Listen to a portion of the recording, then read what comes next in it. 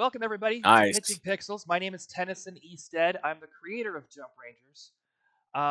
Jump Rangers, for anybody who doesn't know, is a storytelling universe and a tabletop role-playing game about kid space commandos trying to create a space for humanity among the stars. We've been invaded by an alien dinosaur empire. They've kicked us off our home planet. We can only survive. We don't have interstellar travel.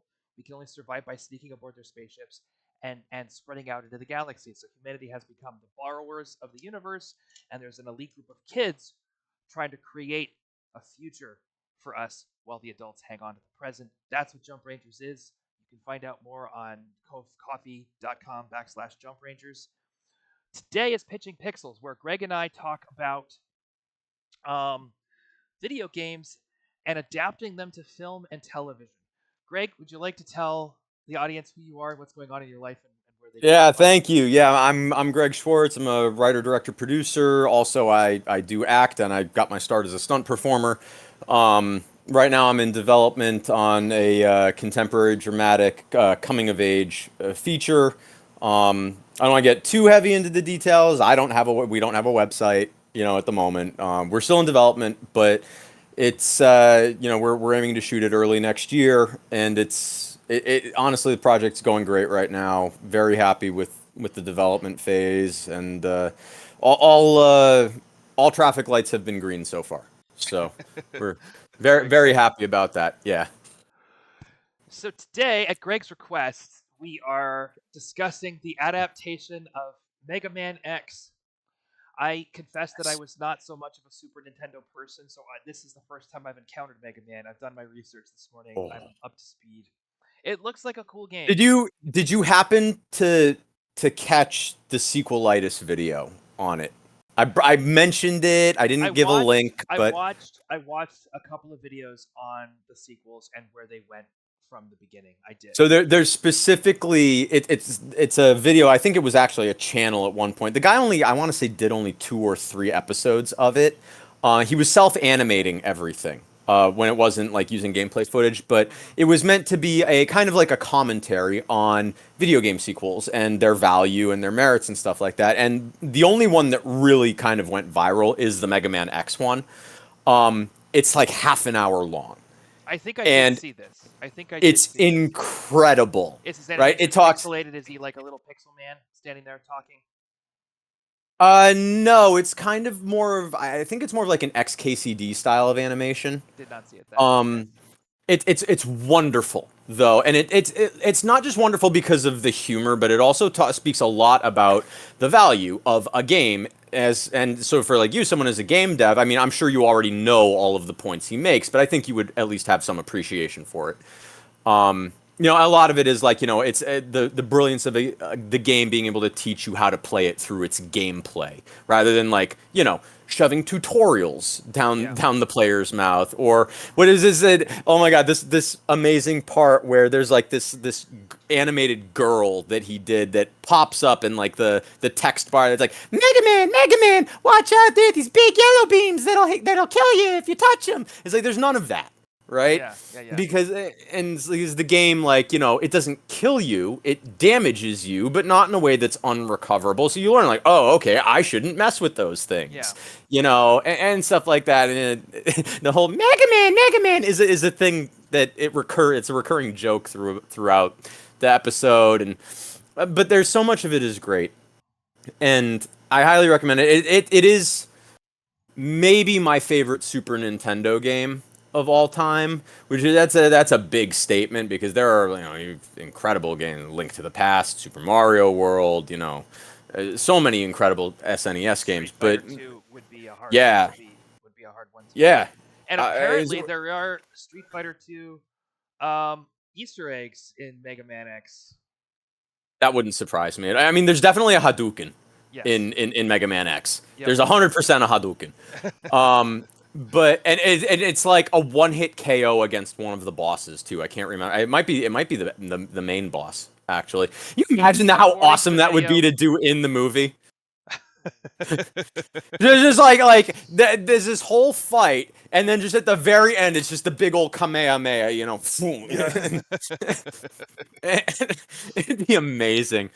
But really, it's such a wonderful game.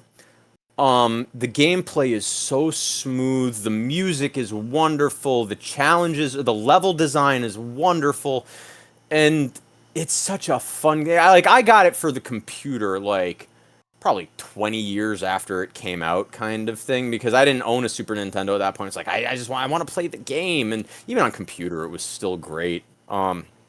Really, but I have no idea how you turn that into a movie. Because like Well, again, in things that we've talked about, which is like, part of the magic of a game, similar to a book, is the immersion, right? It's the rewarding the participant for participating yep. kind of thing. But there's none of that in a movie, and a large portion of Mega Man X's brilliance is that exact thing, which is rewarding the participant for their participation. So how do we turn this into a movie? And the rest of it is teaching them through gameplay how to teaching them Play the game. to build the habits to play the game, like teaching them. Right. So so good question. Um, the first challenge is that he doesn't obviously have an arc. So I mean, he does, but it's so not necessary for him to have. It's like they give him an arc because I think they probably felt like they needed to, kind of thing. It's like, oh, is what in the very first level, in the intro level, the intro stage, it's like Zero gets captured, or no, you lose big time to Vile, right? So like, these big invaders and Sigma with the mothership, and Vile comes down and just whoops your ass, and Zero comes to save the day, and this is talked about in sequel A. This is like, oh my god, like this is so they talk about how brilliant this fight is because there's nothing you can do. Right? Nothing you do will damage Vile, but you can't die either because the moment you get down to like two health bars left, you get put in the electricity prison, and then Zero shows up to save the day, and so you're given as the player like, I want to become Zero, like that's what I want to. I want to grow into this strong fighter kind of thing, and so I can go out and save the day from Vile and Sigma and all of them. And so there is an arc, but it's like it could have been anything, let right? me Like ask you this it as could have been a well. boat. Let me ask you this as well. Did X know Dr. Bright before he woke up in the future? So for anybody who doesn't know, the story is that Dr. Bright, who made Mega Man, also made this super intelligent teen robot and realized that he'd created a sentient machine and put him in stasis because he didn't want the world to be taken over by robots. And then they dug him up 100 years in the future and built a bunch of robots based on him, and sure enough, they took over. So the story is about X, who is not Mega Man, as it turns Yeah. out, taking the world back from these robots. I And didn't over the course actually of the know that. series, most of the people on this world die. Just for the record, like most of the humans are dead by the end of the Mega Man series, which I think is Yeah. hilarious. So did X know Dr. Bright, or was he switched on before he was put in stasis? And did he I spend don't know. This probably is part of the point, right? Like, I love the game, and I don't know these details about the story so that you're telling me. when he meets Dr. Bright, does Dr. Bright have to introduce himself? The first time we see Dr. Bright, does he say, "I'm Dr. Bright, I'm your creator"? Does he say that? I think it's Doctor Light, maybe. You're right. Yes, Dr. Light. Okay. Yes. Yeah. The first scene, the first time he encounters, because there's these holograms. Dr. Light left all these upgrades Right. for X. Yeah. It's the capsule chambers kind of thing. Yeah. So, and he sort of talks to him every time you find one. My question is, does Dr. Light know? Does Dr. Light expect Mega Man to know who he is? I have no idea. I mean, I guess it kind of comes down to what did the creation look like, right? Was X ever conscious after the creation, prior to the events of the beginning of the game, kind Yep. of thing? Yep. Um, So Dr. Light exposition in Mega Man X. yeah, I mean, it's capsule undercovered by an archaeologist named Dr. Kane, almost 100 years. Kane disregarded the warnings. Turned against humans, led by the rebellious Reploid Sigma. Yep, dubbed Mavericks, and the Maverick Hunters was formed to combat them. Yeah, I mean, this is yeah, I mean it's the first in like a whole series of games. And maybe that is kind of explored in future games. I only ever played the original Mega Man X. So what I'm saying is, can we Uh, dig up his first monologue? Dr. Lights? Yep. Hmm. Message from Dr. Light. Let's see. Let me see here. The actor look is that using force can sometimes be necessary. Plays a supporting role throughout the series, often developing and distributing new gear. He died prior to the events of the Mega Man X series, which is set 100 years after the original series, but his legacy continues through his last creation, X, and he maintains a supporting role through enhancement capsules that contain upgrades, holographic projections of him. Oh, here we go. I've got the script. I've got the script for the remake. I've got the script for Maverick Hunter. Let's see here. Dr. Light. My name is Thomas Light. This is a message for X. I entrust the future to you. X. Light, I think I know this guy. If you've come across this capsule, I fear you must be in the midst of a difficult battle. I have left 4 powers for you to inherit. I believe you will use them for the cause of justice. Here you will find the foot parts. Equip the parts you find in this capsule, and you will find the ability to dash. Yes, because you have to go and find them. I'm not just going to give them to you. Right. Kind of thing. Right. So that you can go save the world. You know, you have to find them because the hero's journey is important. and the Hadouken. Yeah. Or they call it a Hadouken. Yeah, they do. I'm trying to remember where you get that. Okay. That's a secret capsule. 100%. That is an absolutely secret. I think that's the one. I think you get it in Maverick Hunter. I think they just give it to you at the beginning. In the game, I think that's the capsule that's hidden way above the boss chamber in the mine, in whatever the mine shaft level is. I can't remember the boss. That might be the penguin level. I can't remember. Or might be the penguin level. I don't know. There's one level in the game where you basically it's a mine cart level. You don't have to be on the mine cart. Like you can still walk, like run normally across the screen. But if you jump on the cart, it will like it will ride you through the level kind of thing.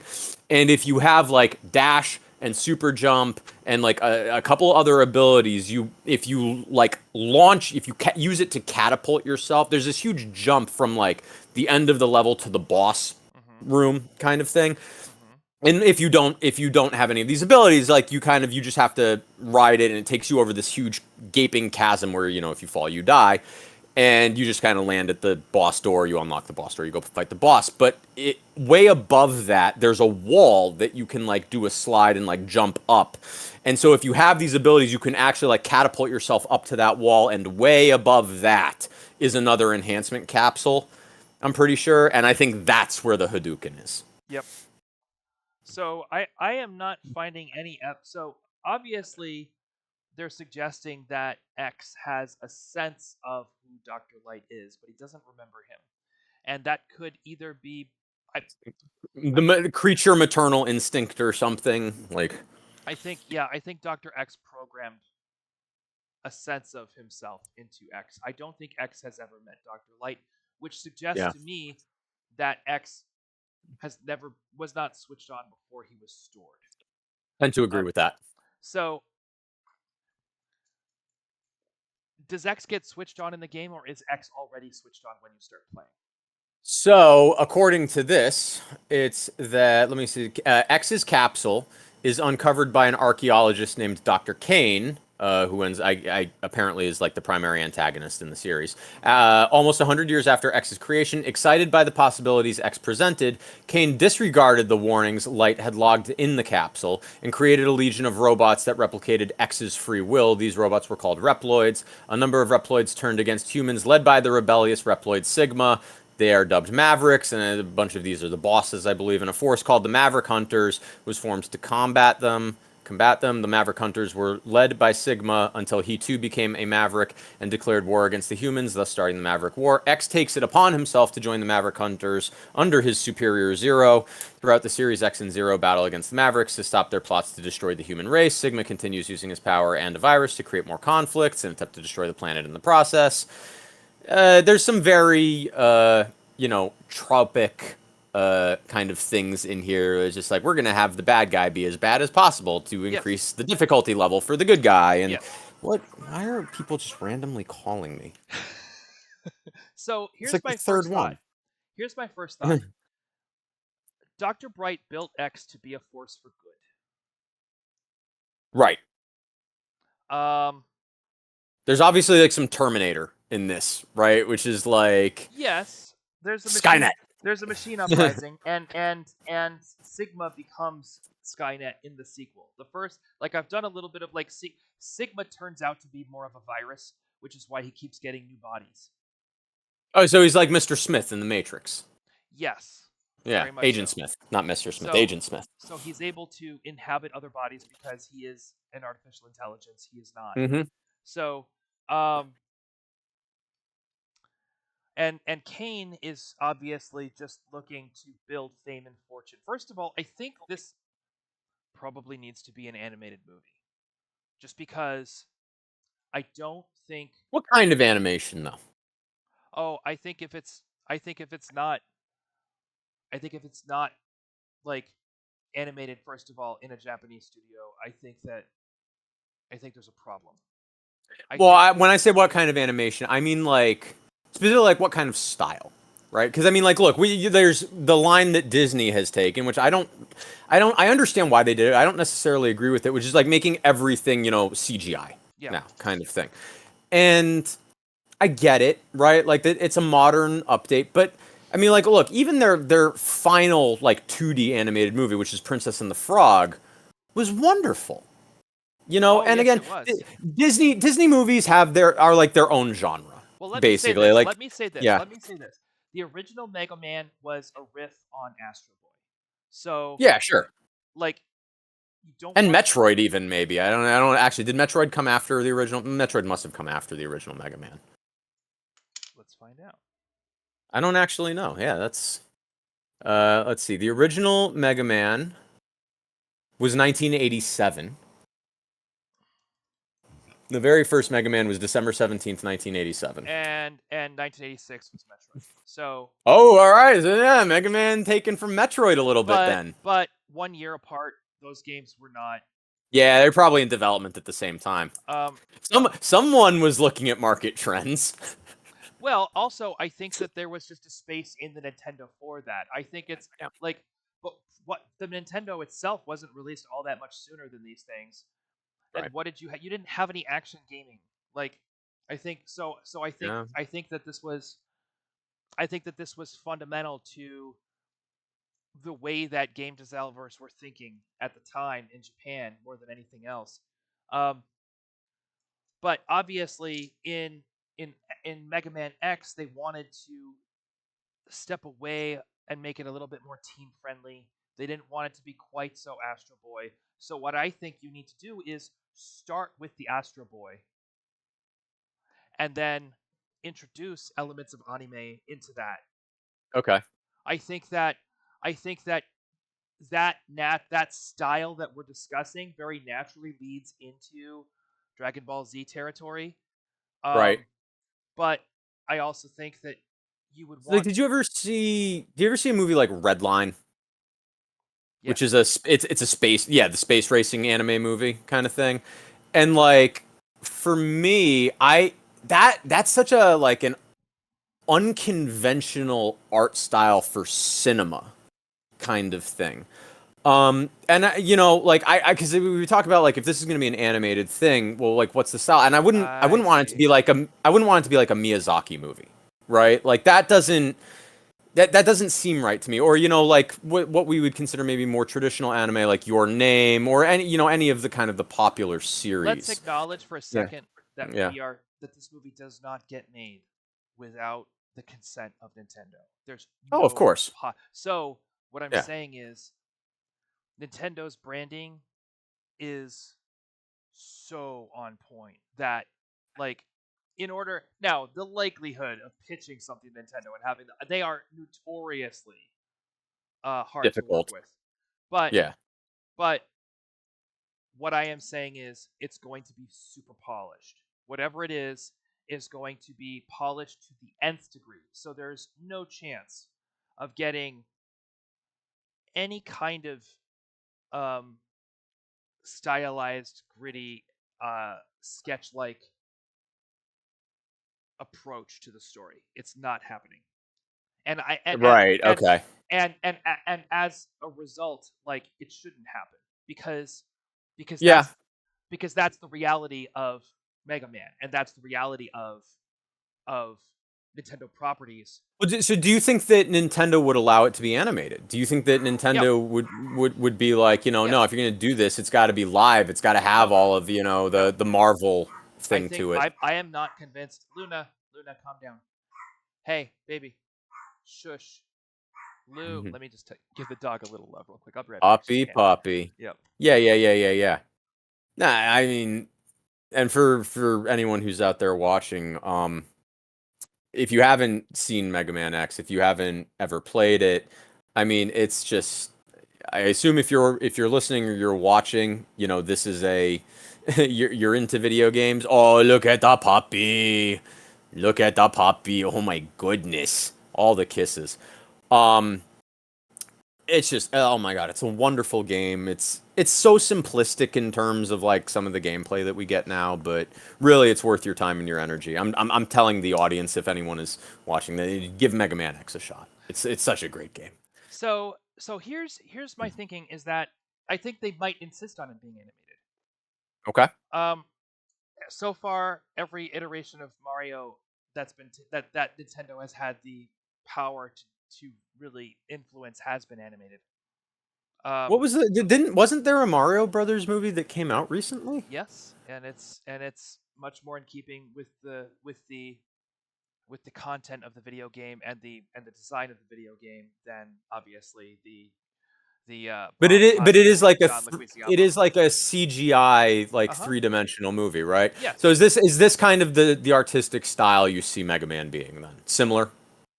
Uh, depends on what we mean by style. I would say that probably the film is made with computers.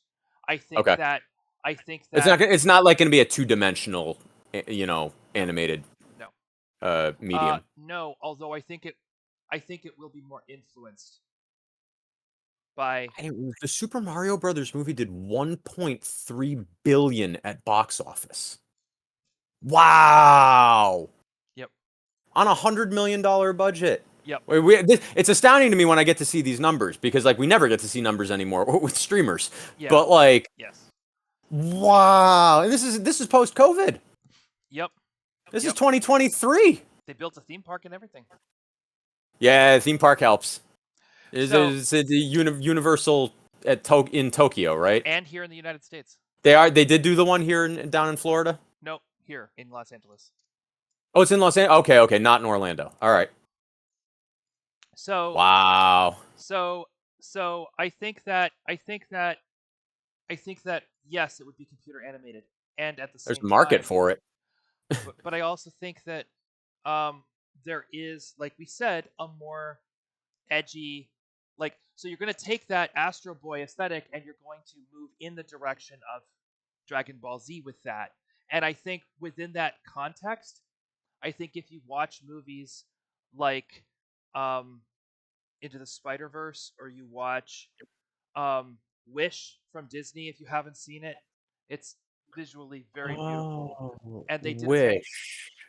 it's the recent one with the Yeah. star, and I have to say like look at some of the imagery from that film, and they've got a very painterly, much like much like they did with Into the Spider Verse, although Yeah. stylistically very differently. They have a very painterly textured approach to the art that I believe. It's like uh not Encanto. But I mean yes Encanto, but the other one that I'm thinking of, the one with We Don't Talk About Bruno. That That'll is help me. Encanto. That is Encanto? Yes. What's the other one then? Because there were two. And I always mix them up a little bit in my head. There's more than two Disney musicals. No. I mean like they were both kind of about like the Latin culture. They both came out at the same like not Coco. at You're the same thinking time. of Coco. Coco was the other one. That's right. Um, Grandma, yeah, Grandma. No, so No. So Coco was We Don't Talk About Bruno. Nope. No? Nope. Coco was not even a musical, really. We Don't Talk About Bruno is Encanto. You need to trust me on this. My wife is a Disney nerd. I've seen Okay. Encanto like 20 times. Okay. What was We Don't Talk so but then Coco, yeah, okay. So Coco, all right. Because Coco's the Coco one was with. the one with the guitar, right? Yes, yes. And the afterlife and all that, but That's that right. wasn't We Don't Talk. Right, right. That wasn't We Don't Talk About Bruno because the main character was a boy in Coco, not a girl. Yep. Okay. Yes, that's right. Okay. Sorry, I get them mixed up all the time. Yes, Encanto, but I was actually thinking more along the lines of Coco kind of thing. And I think that even that, like, Coco is, Pixar has a very shiny um Veneer. veneer to Yeah. the, I don't think that that's necessarily what this needs. Okay. I think that because you are skewing it just a little bit older, it doesn't need to feel like it's made of plastic. I think that would be a mistake. I think that That's a really great way to describe that look. Yeah. um which of It's like course, action figure look. yes, I Yeah. don't think that is exactly what this needs. I think this needs a little bit more of um Like a stylized approach. it needs to feel a little bit more electric. It needs to Yeah. feel a little bit more um Techno almost. Like maybe a little bit like Tron, but not, almost animated. Yeah. almost. So I think that using the same techniques that you see in Wish and in Into the Spider Verse allow you to paint over your own art in a way that gives it a little bit more kineticism, and it allows you to do the motion blurs, it allows you to do the discharge effects, it allows you to do the explosions in a way that is going to feel more Spider-Verse-y in the kineticism sense. It's going to feel. How do you feel about like the aesthetic of like the I'll just I'm gonna like generalize it and call it like the PlayStation 2 cutscenes kind of thing. What comes to mind is like I think like Final Fantasy X kind of thing where it was like I don't yeah, are you familiar with the game? Yeah. Did you play it? Yes. Do you remember like like the big iconic cutscene in that, which is like when Titus and company, Titus et al. Go to disrupt the marriage of Yuna and Seymour, and like you have this big thing where he's like doing the grind down the metal cables from ship to ship, and he does like the cartwheel flip over the one that's crossing underneath him and stuff like that. Uh Is that how do we feel about that aesthetic? Because there is just some incredible spectacle with there that kind of yes. aesthetic, Yes, but but but it but but I think that, like, it's not Mega Man. Like, I think but that I'm just saying, like, could you adapt it for Mega Man? Would I that think was there any value in that? I think in terms of shot composition, Yeah. you want to lean into Dragon Ball Z. Okay. I think that I'm just not familiar with. I can't really conceptualize Dragon Ball Z in like a three-dimensional space kind of thing. To me, I hear Dragon Ball Z and it's just like it's 2D, well, it's part of the hand drawn. yes, it is, but part of the cool thing about Dragon Ball Z is they, like, with the budget they had, they got so brave with camera angles. They were part of the reason why there are so many anatomy slip ups. Part of the reason why the show gets so janky is because, much like GI Joe at the time, they're trying to catch camera angles that can't be figured out quickly, and then they're Right. sketching their asses off to try and make it work on the timetable of a weekly television show. It's madness. It's madness what they're trying to achieve from an animation But it standpoint. also gives its own. It lends kind of a like a signature almost Yes, to what it is. Yeah. but the thing about Mega Man that is endemic to the franchise, and I'm not saying it needs to be strict in terms of how it adheres to this, but he never turns upside down. Number one. No, he So does like not. so like I don't think flipping around poles and things like that. Like, we want to stay away from the Spider-Man of it all, obviously. Like, Well, yeah, we never want to give. You would never want to give the character movement that doesn't exist in the game, kind of thing. so like he could grab onto something and scrape down a wall or something like that, but those are going to be action poses where he is. And the reason why animators do this in animation is because once you have the pose, you have 10 seconds of animation as he goes down the wall, and all you have to animate is the rock breaking. And Well, maybe yeah, I mean, like this case in point, with the moment you said sliding down the wall, my brain immediately goes to, okay, we're going to be on an OTS, have him dirty in the foreground, but that way we don't ever have to animate him. You just see him sliding down, and we're getting like the whole camera is just on like a scale for scale basis going with him, so the audience feels like they're sliding down the wall with him, now kind there's of a thing. lot of things to do there. I think that one of the advantages to feature animation is that we're not married to those kinds of compromises, because that's what you would do in a television show. That's what you would Okay. do in Dragon Ball Z. That's why I'm bringing it up. It's Okay. because there's a lot of similarity between the need to make Mega Man static in certain respects and the need to make a Dragon Ball. Part of the reason why we have these charge It's up like sequences, production constraints, kind of construction, thing. exactly. So like so we borrow from that. We don't need to be married to the same production constraints because we're going to have the budget to solve those problems. But we don't Got it. necessarily want to unshackle the character from the world that those production constraints created. So Yeah, you still have to honor the world and the universe, kind that's of right. thing. So, Yeah. like for example, the reason why you have these massive charge ups in Dragon Ball Z is because you're animating the hair and you're making the face go, and then you have all the sparkle, and that's it. Yeah, Yeah. but the character is essentially frozen, and you might even like be able to like create some of the animation just by using the same image and juxtaposing it. Like Right. you get a lot of mileage. I mean, So, some of the Mega Man X clearly has some of those same kind of like moments of do the charge up, shoot the thing, he kill literally the has a bad guy. Kamehameha. He literally has a Right. Hadouken. So like A Hadouken. Yeah. So like, how do you see the animation of that differentiating in a cinematic version versus like what you would see in an episodic, a weekly TV episodic well, I thing? think in a cinematic version, like the characters first of all aren't going to be 20 feet apart. I think that blow comes as part of a. So, for example, someone throws a punch or throws a blaster or whatever, Mega Man deflects, and then you get to go ahead and do the actual whole martial arts motion. The cool thing about him is that he's a robot that does martial arts. So, like he punches, he kicks, he does all these things. He's got the blaster. So you have him block, and then you have him move He only into. ever shoots in the game though. He's got like the movements, but he's never punching or kicking bad guys, kind of thing. Oh, really? There's no melee. No, the only interaction you have with bad guys in the game is shooting them. It's not like Mario where you can jump on their. No, like if you it's your hitbox is super fragile. So Okay. if you touch anything, you take damage, kind of So thing. then you would have him Unless taking I've forgotten the cover. game.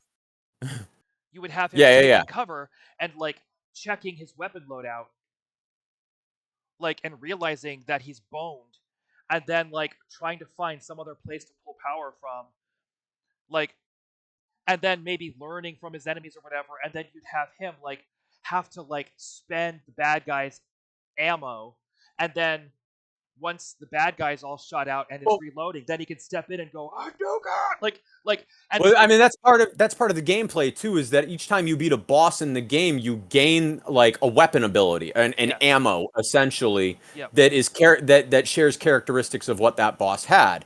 But so it is, yeah. I mean, it is just a run and gun game. There is no melee combat for right, you. Bad guys have melee combat because all they have to do is touch you and you get damaged. yep.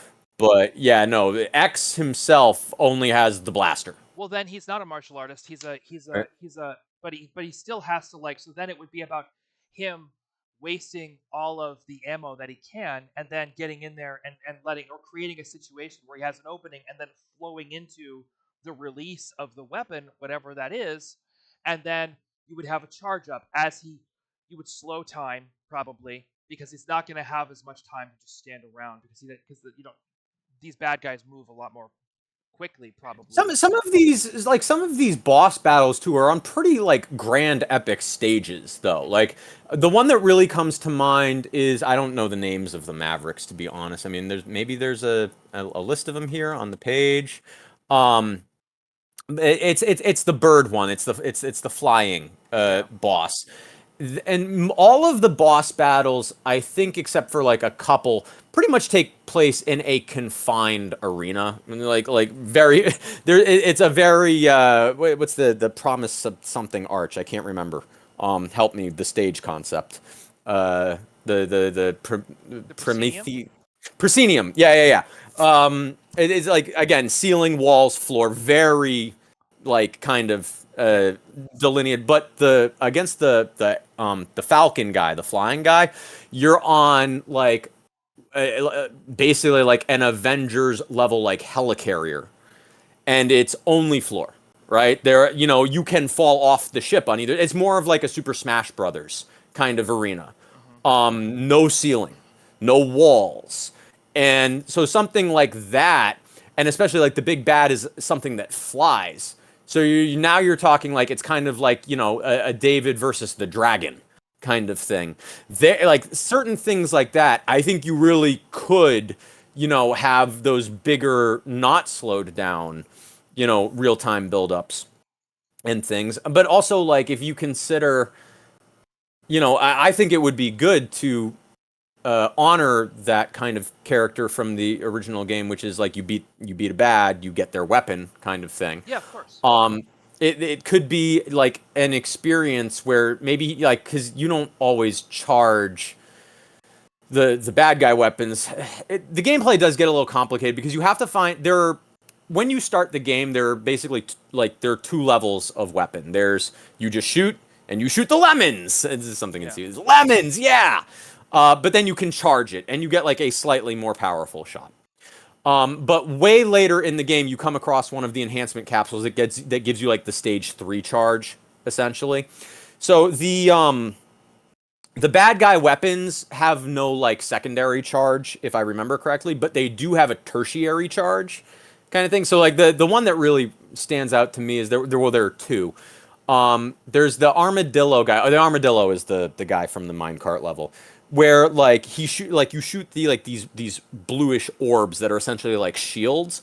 But if you get that stage 3 charge, you basically can create a shield around yourself, kind of Okay. thing. And then there's another one that's the same. It's like you shoot. It's a, I don't know. It's like not a scorpion boss, but it's like this insect kind of thing where normally you just shoot and it gives like these 3-pronged like rainbow shooty things. But if you get the tertiary charge, it makes you invincible. It's like a star in Mario for a period of time. And so like I think there are lots of opportunities to do really cool things with not just the original Buster kind of thing. Hmm.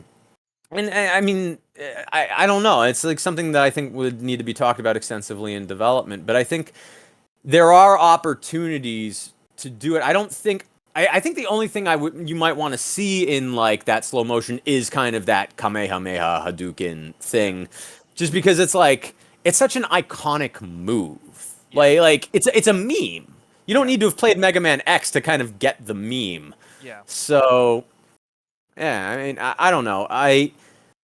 Slow motion is one of those things that I think can be beautiful or it can be terrible, and I don't know it's tricky. I just don't know how I feel about it, but Well, I think it I comes don't I down don't to know if I don't know if it's required. Is all I'm here's saying. here's here's what slow motion is for. Slow motion is for being able to watch an action Yeah, that can't be watched in real time. right. And Is it's too fast like the camera won't see it. The audience can't pick it up in real time, kind of thing. It you happens know, too quickly. and that's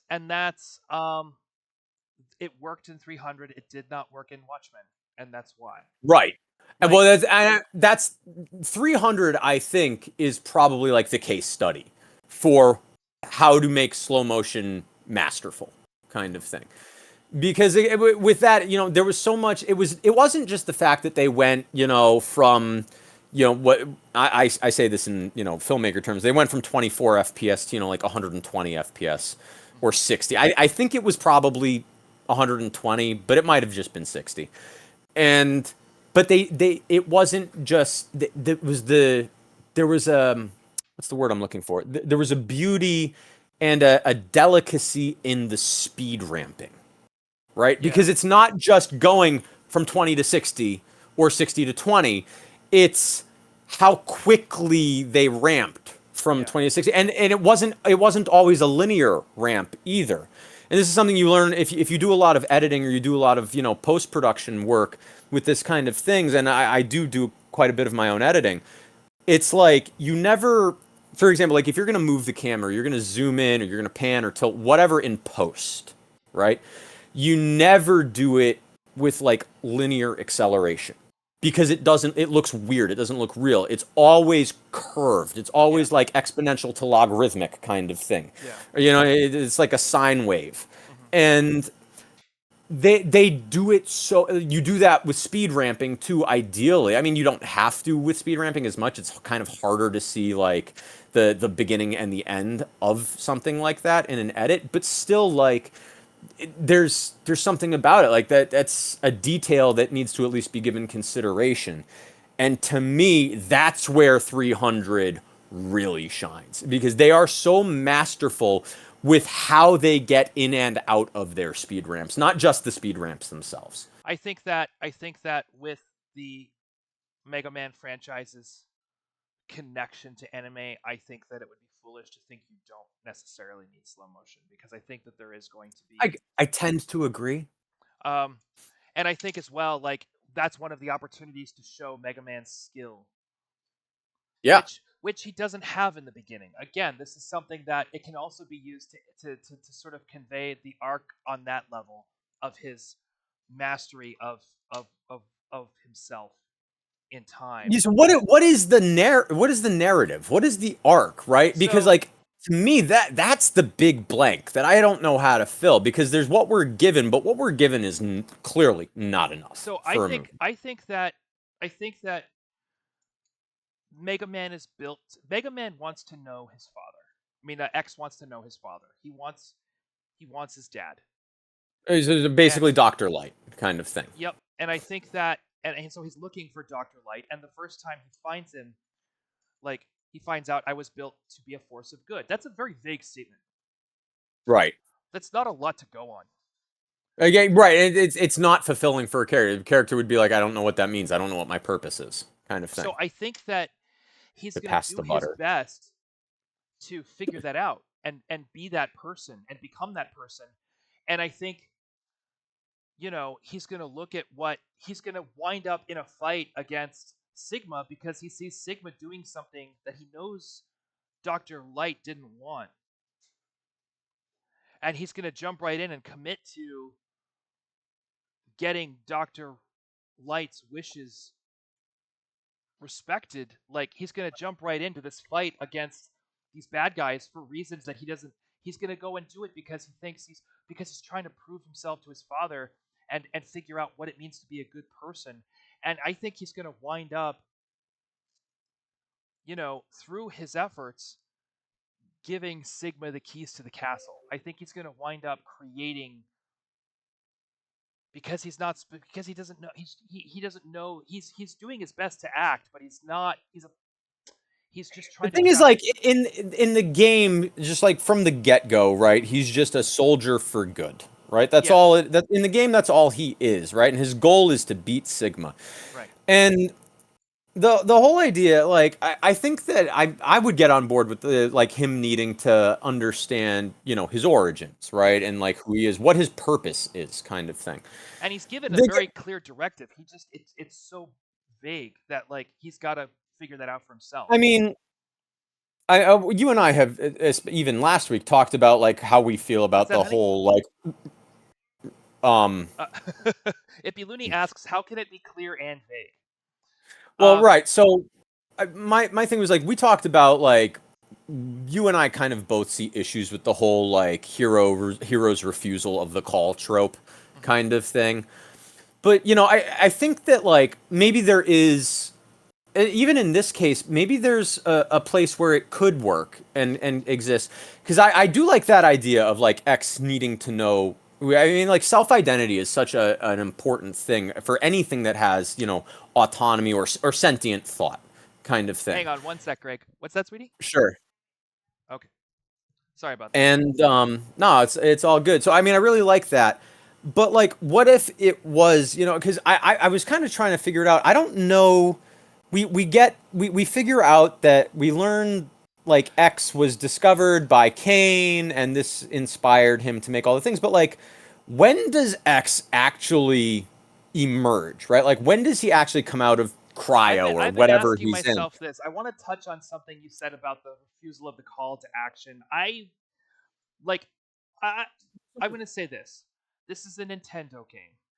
Right. X is not guilty of not trying hard enough. X is guilty of trying too hard. I would, Like but here and that's where I'm going with this. But all I'm saying is, I think he's trying too hard to figure out who he is and what his purpose. And so, like, yes, he like I envision the intro stage of Mega Man X being, like kind of like maybe we open the movie the same way kind of thing, but instead of X trying to beat the bad guys because that's his, MO kind of thing, mhm. it's him beating bad guys because they're in his way in his quest for the truth. And his defeating the bad guys, has actually in the beginning nothing to do with, him trying to save the world. His goal is to, get from A to B because place B might have some information that will clue him in on his origins or whatever. And while he's on his way, I think it's too selfish. I think that X is programmed to do good. He just doesn't know what that means. yeah, he's not a human. There is that. So, but I also think like this is a world where there aren't a lot of like neutral characters. This isn't like he's not an anti-hero.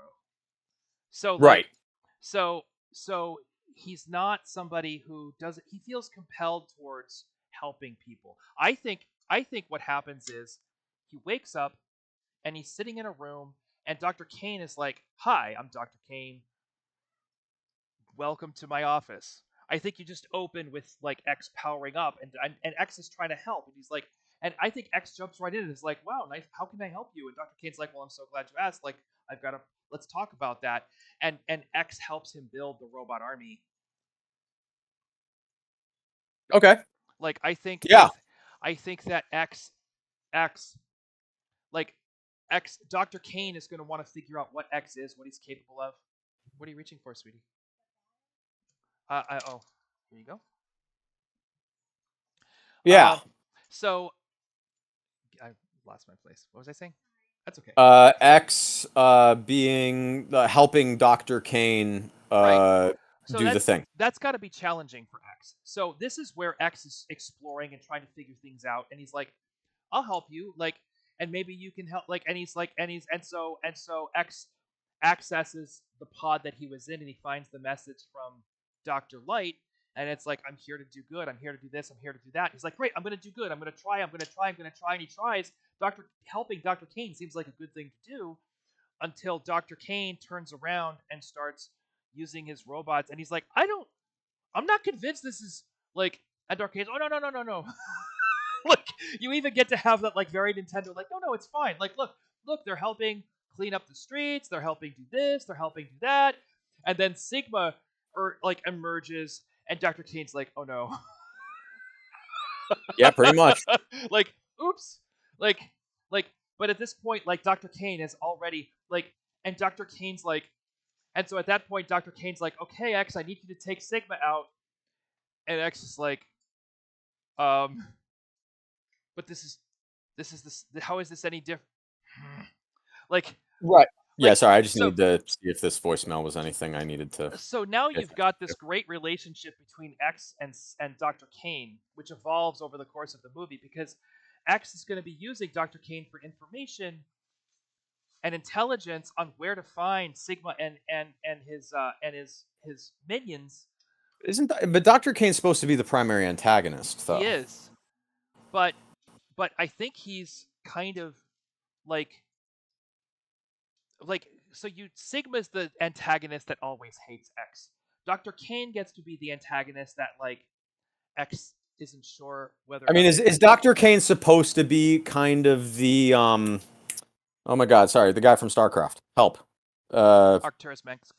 yeah, is Kane supposed to be kind of the Arcturus Mensk of this then, the way I you see think it? well he woke X up. And so one of the things that the game doesn't really deal with is to what extent is X complicit in the creation? Like, did Dr. Kane turn X on before or after Dr. Kane started building other robots? And my thinking is Dr. Kane doesn't know what he has until he turns X on. He doesn't know what X is capable of. Like, Dr. Right. Kane is looking for opportunities. He's going to experiment on X. He's going to put him through trials and tests, and then he's going to go, "You're amazing." And X is going to be like, "Well, thanks." And he's going to be like, "We need more of you."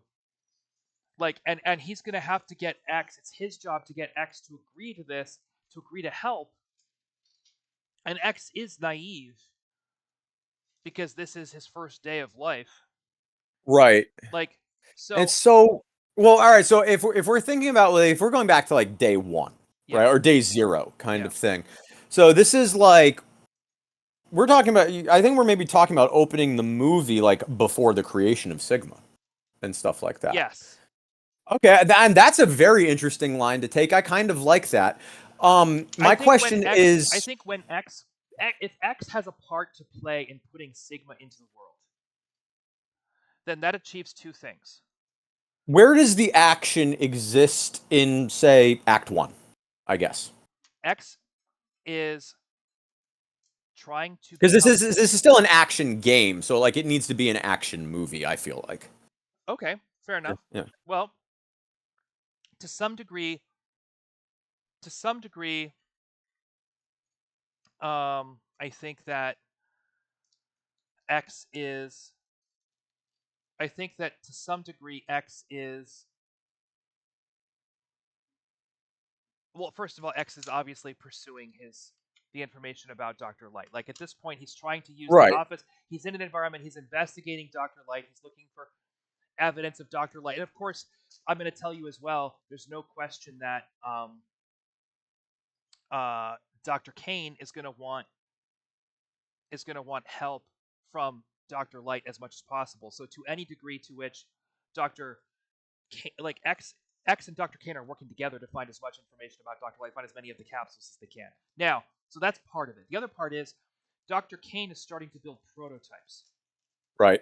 So I think the first few bosses can be test cases. Can be like, oh, I think I nailed it, and then X Oh, like gets almost like an Incredibles thing a little where bit. like Yeah, the whoever the mastermind is, I can't remember the character's name, but like syndrome, is yeah, syndrome, Syndrome is like pitting his own creations against the heroes to just to ascertain how like lethal they are, kind of thing. and Dr. Kane is going to be very interested in watching That's X, interesting. like watching X use their ammunition for himself, like seeing X adapt over time.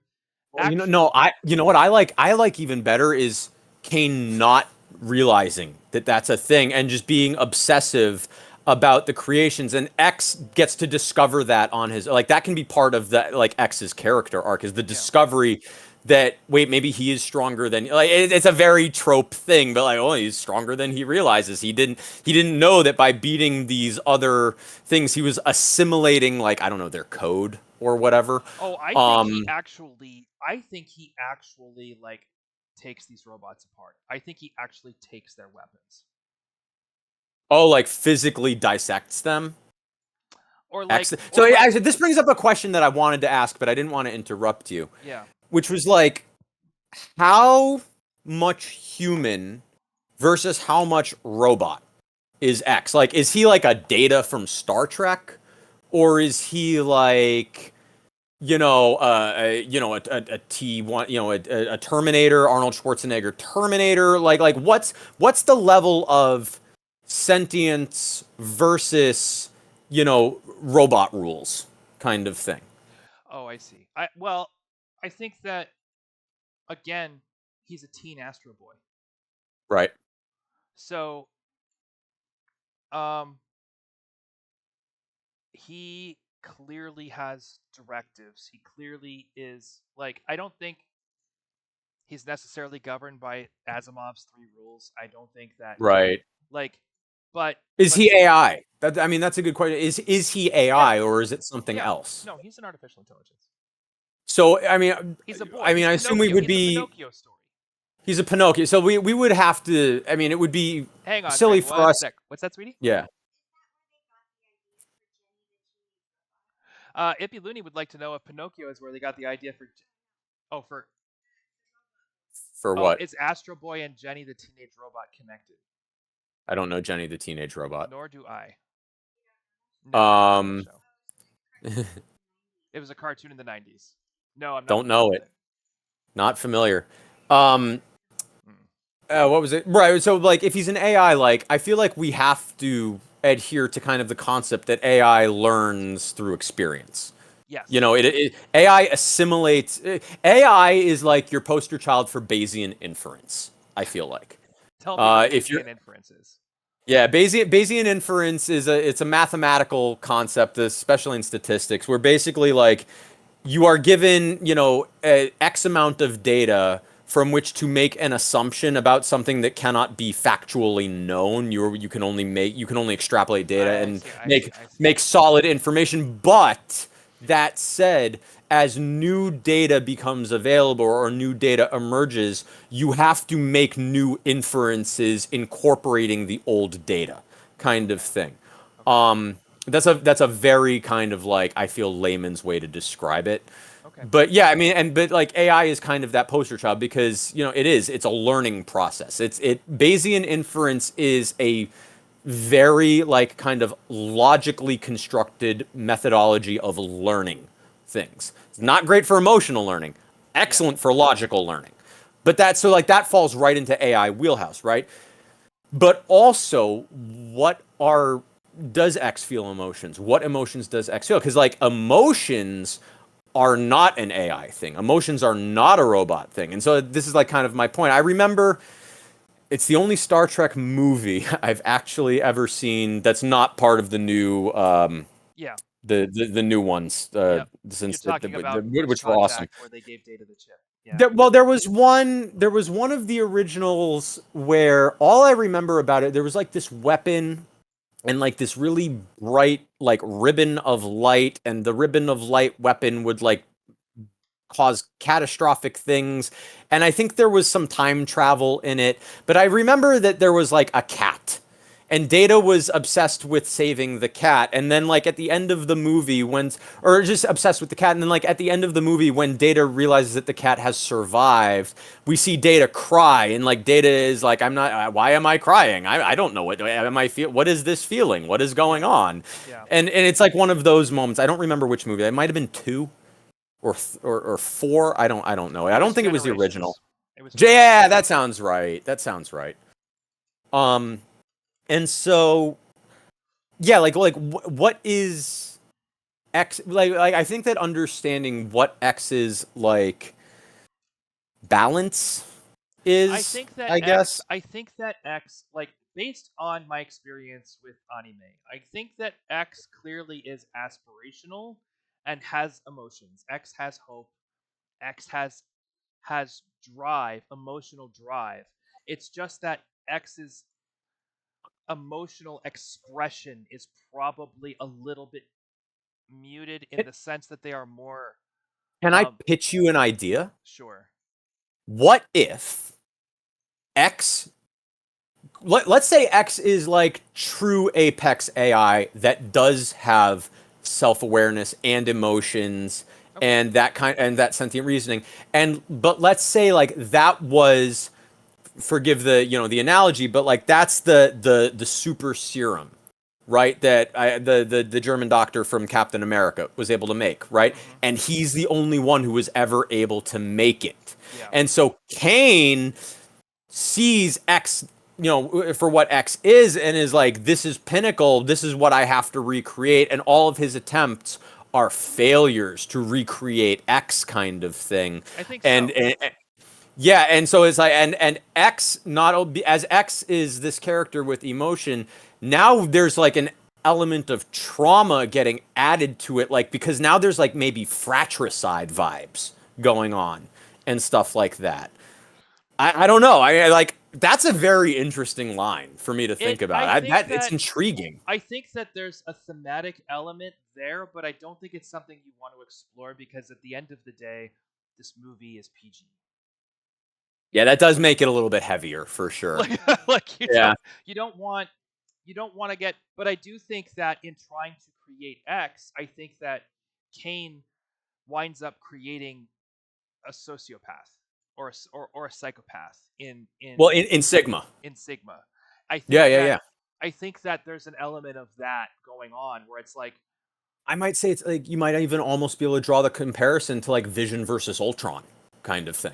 yes, absolutely. I think that there are some like some what's the word, parallels that Absolutely. one that can be drawn upon, some influences essentially. Don't This is like try that, don't try to recreate God's work. If something magical right. happens, like leave it alone. Like Obviously, that's like in Ultron came before Vision, and in this one we would want essentially Vision to come first, yes. kind of thing. But Yes. yes, yeah, I think there's an element to be said for you know uh chaos theory creating splendor yeah. and then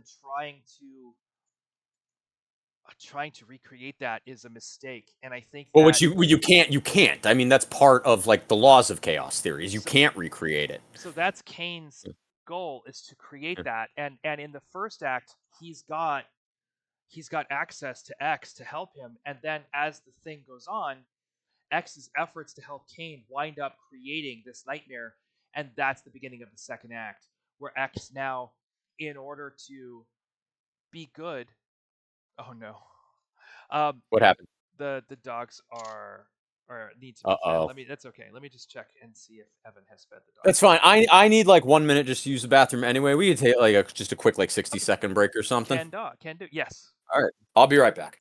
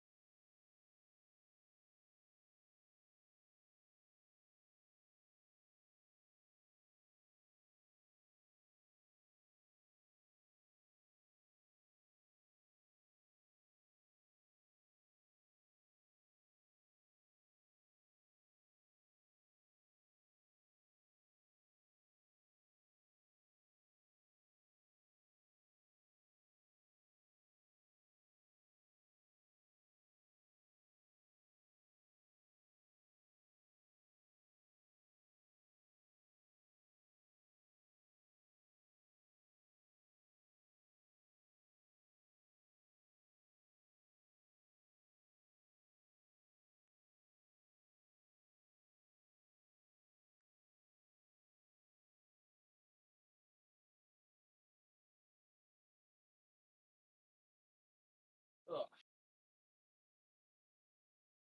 Joined here by my fuzzy friend. Come here, Kettle.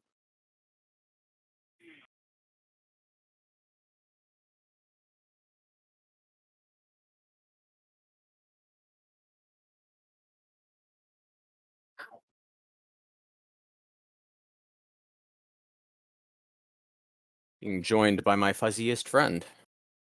All Hello. right. There we go. Oh, handsome boy. Good Mhm. boy. Hi. This cat. He's such a sweet cat. Yes, he is. In fact, pretty cute. My cat, though. Not actually my cat, though. It's roommate's cat, though. But he's wonderful. He's just gonna chill while we discuss Megaman X. Good. I'm sure. But I don't know. I don't remember. Where'd we leave off? I've forgotten where we We left were off. talking about Kane, and going into Act Two, we were talking about Kane's uh, mistake of creating Sigma by trying to sort of Yeah, recapture those are, like it the does model. sound like that based on all of that, that like we would get some action through like the early failed Mavericks, which would like be kind of the boss fight thing, and then the end of Act One would maybe be like the creation of Sigma kind of thing. Yep. It's very similar, I guess, to Age of Ultron, where And that then is also kind of the end of Act One of that movie as and then well. Sigma takes over. Sigma takes over Kane's production facilities, and Does Kane survive that? Right? Like, yeah, yes, I think Sigma sees Kane as useful, and I okay. think Kane sees Sigma as useful. I don't think that their goals are necessarily against one another. So what is Kane's like what is the essence of Kane's being then? Right? So like He's a we can mad say that scientist. initially, but is it what is he trying to achieve? Is he trying to achieve like power for himself? Like what is he actually what's his goal? I think Kane wants his name stamped in history. He wants legacy. Yep, Okay.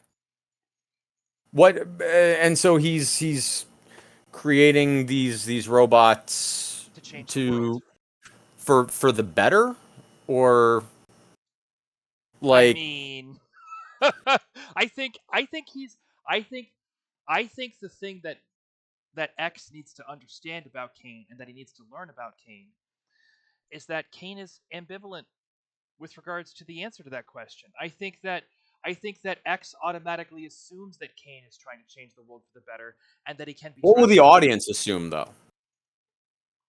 I think that I think that the first act of the movie um is as it progresses going to be a little anxiety inducing. I think that as soon as the audience sees Kane starting to build giant robot monsters, they're going to start to think, if they haven't already, hmm, maybe this guy maybe this guy isn't actually, a friend.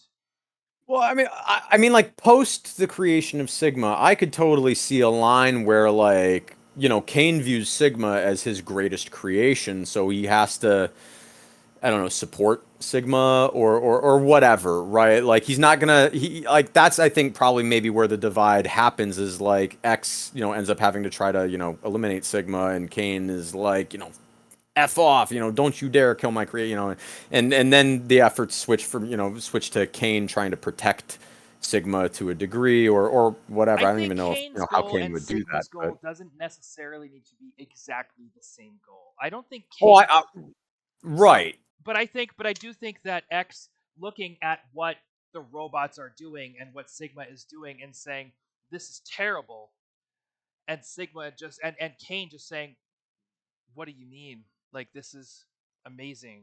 Look at what we've achieved. And X right, yeah, yeah, just being like, we like what I can't. This is not. This is not. This is. This is why. This is why my dad said, it's almost like, like Loki, kind of to a degree, like in the earlier like Thor movies, where it's like, look, and the first Avengers, where it's like he's doing these terrible things, but like for some kind of like external self validation or yes, something like yeah, that. exactly. Um, I think that's a great direction to take yeah, the character. He's painting a picture of his own identity, yeah, and yeah, and yeah, yeah. and that's and it's ridiculous. It's Right, but ridiculous. it's also like so impressive he's unwilling to let go of it, even though it's impressive in a terrible way, kind of Yes, thing. that's exactly right. And Yeah. and so and Sigma doesn't necessarily care about Kane's identity. Um, Right. Sigma wouldn't care at all. but but but so there's going to be conflict between Kane and Sigma, and not just cheeky conflict, but actual story, like between Sigma's efforts to accomplish X and Y. Like, Kane could be convinced to turn on Sigma based on that I like, just in the same way that Loki can be mercurial. Kane could be convinced that beating Sigma is more impressive than creating Sigma. I mean, would we want to give him that moment of redemption kind of thing? I mean, I feel like if I don't know, like is this the kind of project where you would, because of the games, like need to leave room for a sequel kind of Yes, thing? yes, you would. And Then so can Kane ever really have a moment of redemption? I don't think it's redemption, because his Okay. motivation is still to, like, I think at the end of Act 2,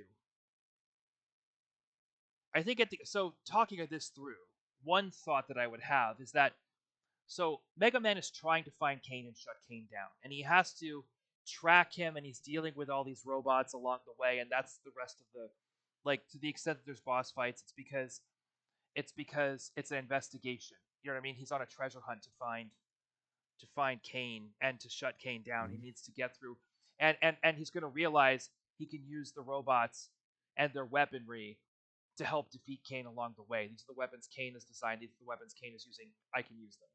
So he's Yeah. going to go and build himself and find Kane as best he can. And when he finally does find Kane, um, So if they get separated, do you see it as like they're being this like kind of big blowout battle at the end of Act One?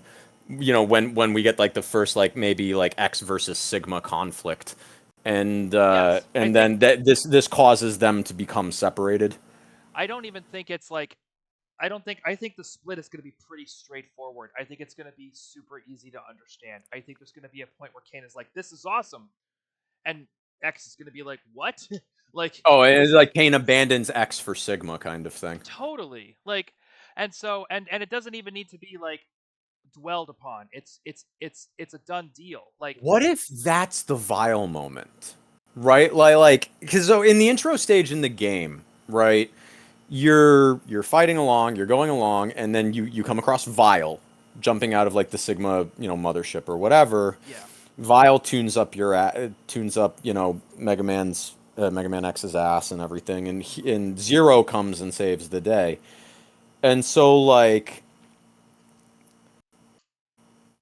I don't know. I feel like there's a way to kind of incorporate some of that feel into it. Like so maybe I don't. Yeah, another question we would have to answer at some point is like, how does Vile fit into all of this? Because Vile is actually like a decent villain in the game.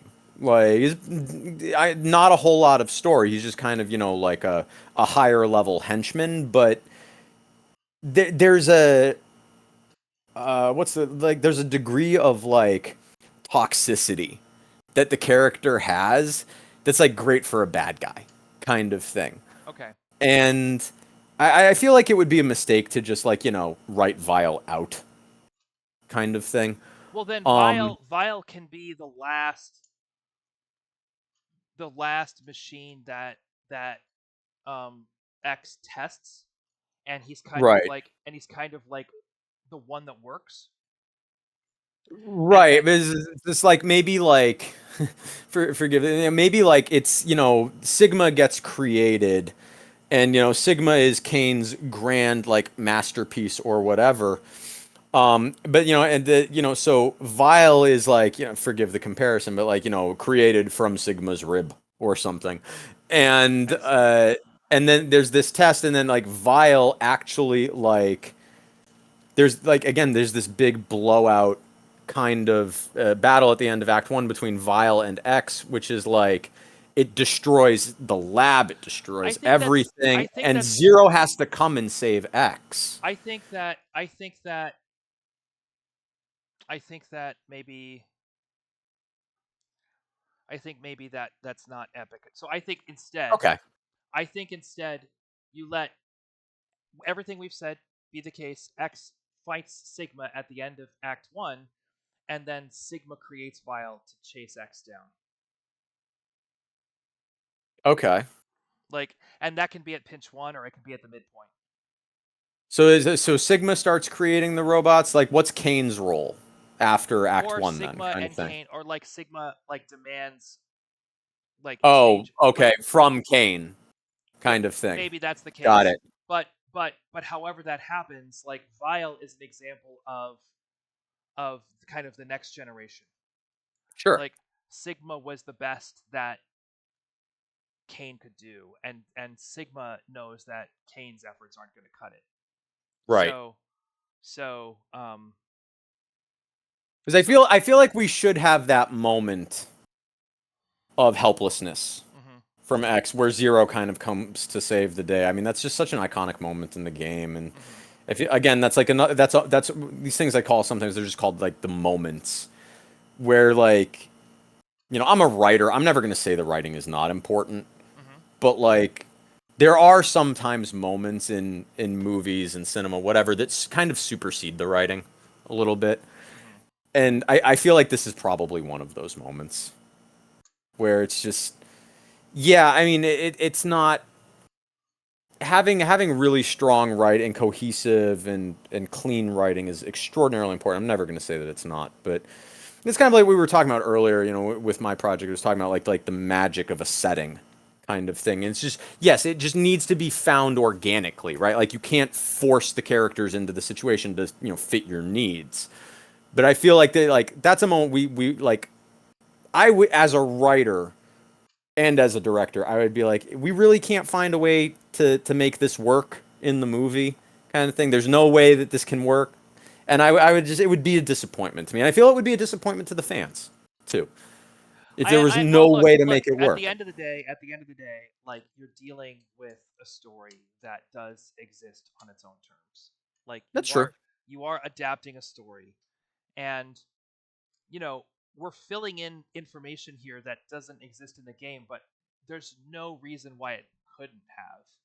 Like Right. we're not breaking the Right. story. Exactly. Like so All I'm so saying is that I think there are moments of story in the game that it would be a mistake to just like gloss disregard. over them No, I or agree. disregard them. Yeah, yeah, yeah. And I think And I and think that's one of those moments. I think at the end of Act Two, it also needs to be the case that um, X gets Zero killed.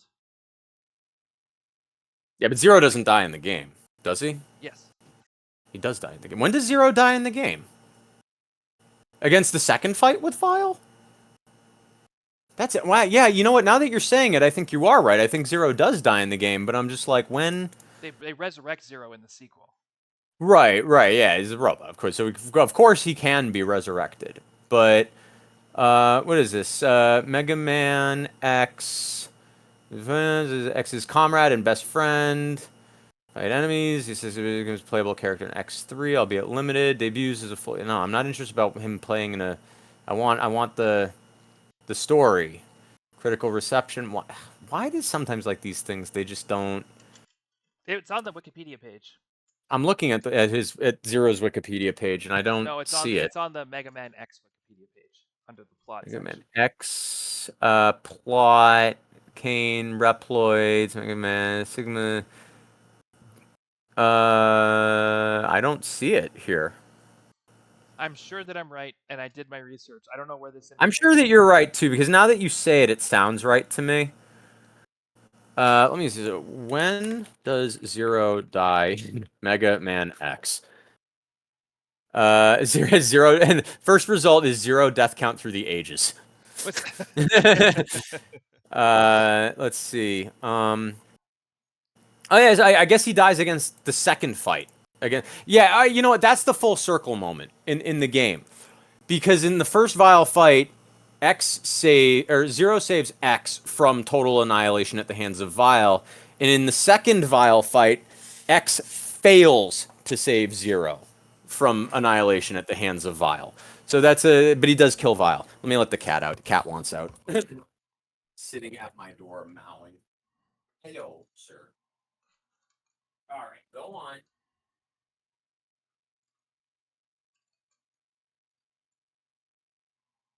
We've we've unleashed a beast with him. We've discovered that he loves ice cubes, Oh and yeah. he actually knows how to say ice cube now. He'll sit in front of the fridge and go meow meow, and it's oh That's my goodness. fantastic. Well, I'm that's giving him great. like a dozen ice cubes a day at this point. It's not Um, pricey if it keeps the it's cat not pricey. It keeps the cat hydrated, keeps him cool in the summer. Like, yeah, no, it's great. But yeah, so we were talking. Yeah, the zero dies at the hands of. So that would what? That would need to be the end of Act Two, Yes. right? Yes. Yeah. And I think that that fight needs to involve. I think that it's not just about X getting Zero killed. I think it's about X actually throwing the fight against Sigma altogether. I think that they're going to try and beat Sigma. They're going to go after Sigma. Vile's going to kill, and whatever X has, It's that like he has an opportunity to kill Sigma, and he disregards it in an attempt to save Zero, kind of thing. that feels. I think it needs to be like what what. So Sigma is trying to. I think we just froze on Twitch, by the way, Oh, did we? because I don't see either of Test, us test, moving. test this. Yeah, no, we're moving. Okay, that's weird. It's not showing up on my screen. Okay. It might just be my connection then. Yep. I think so. Okay, yeah, I refreshed. We're good.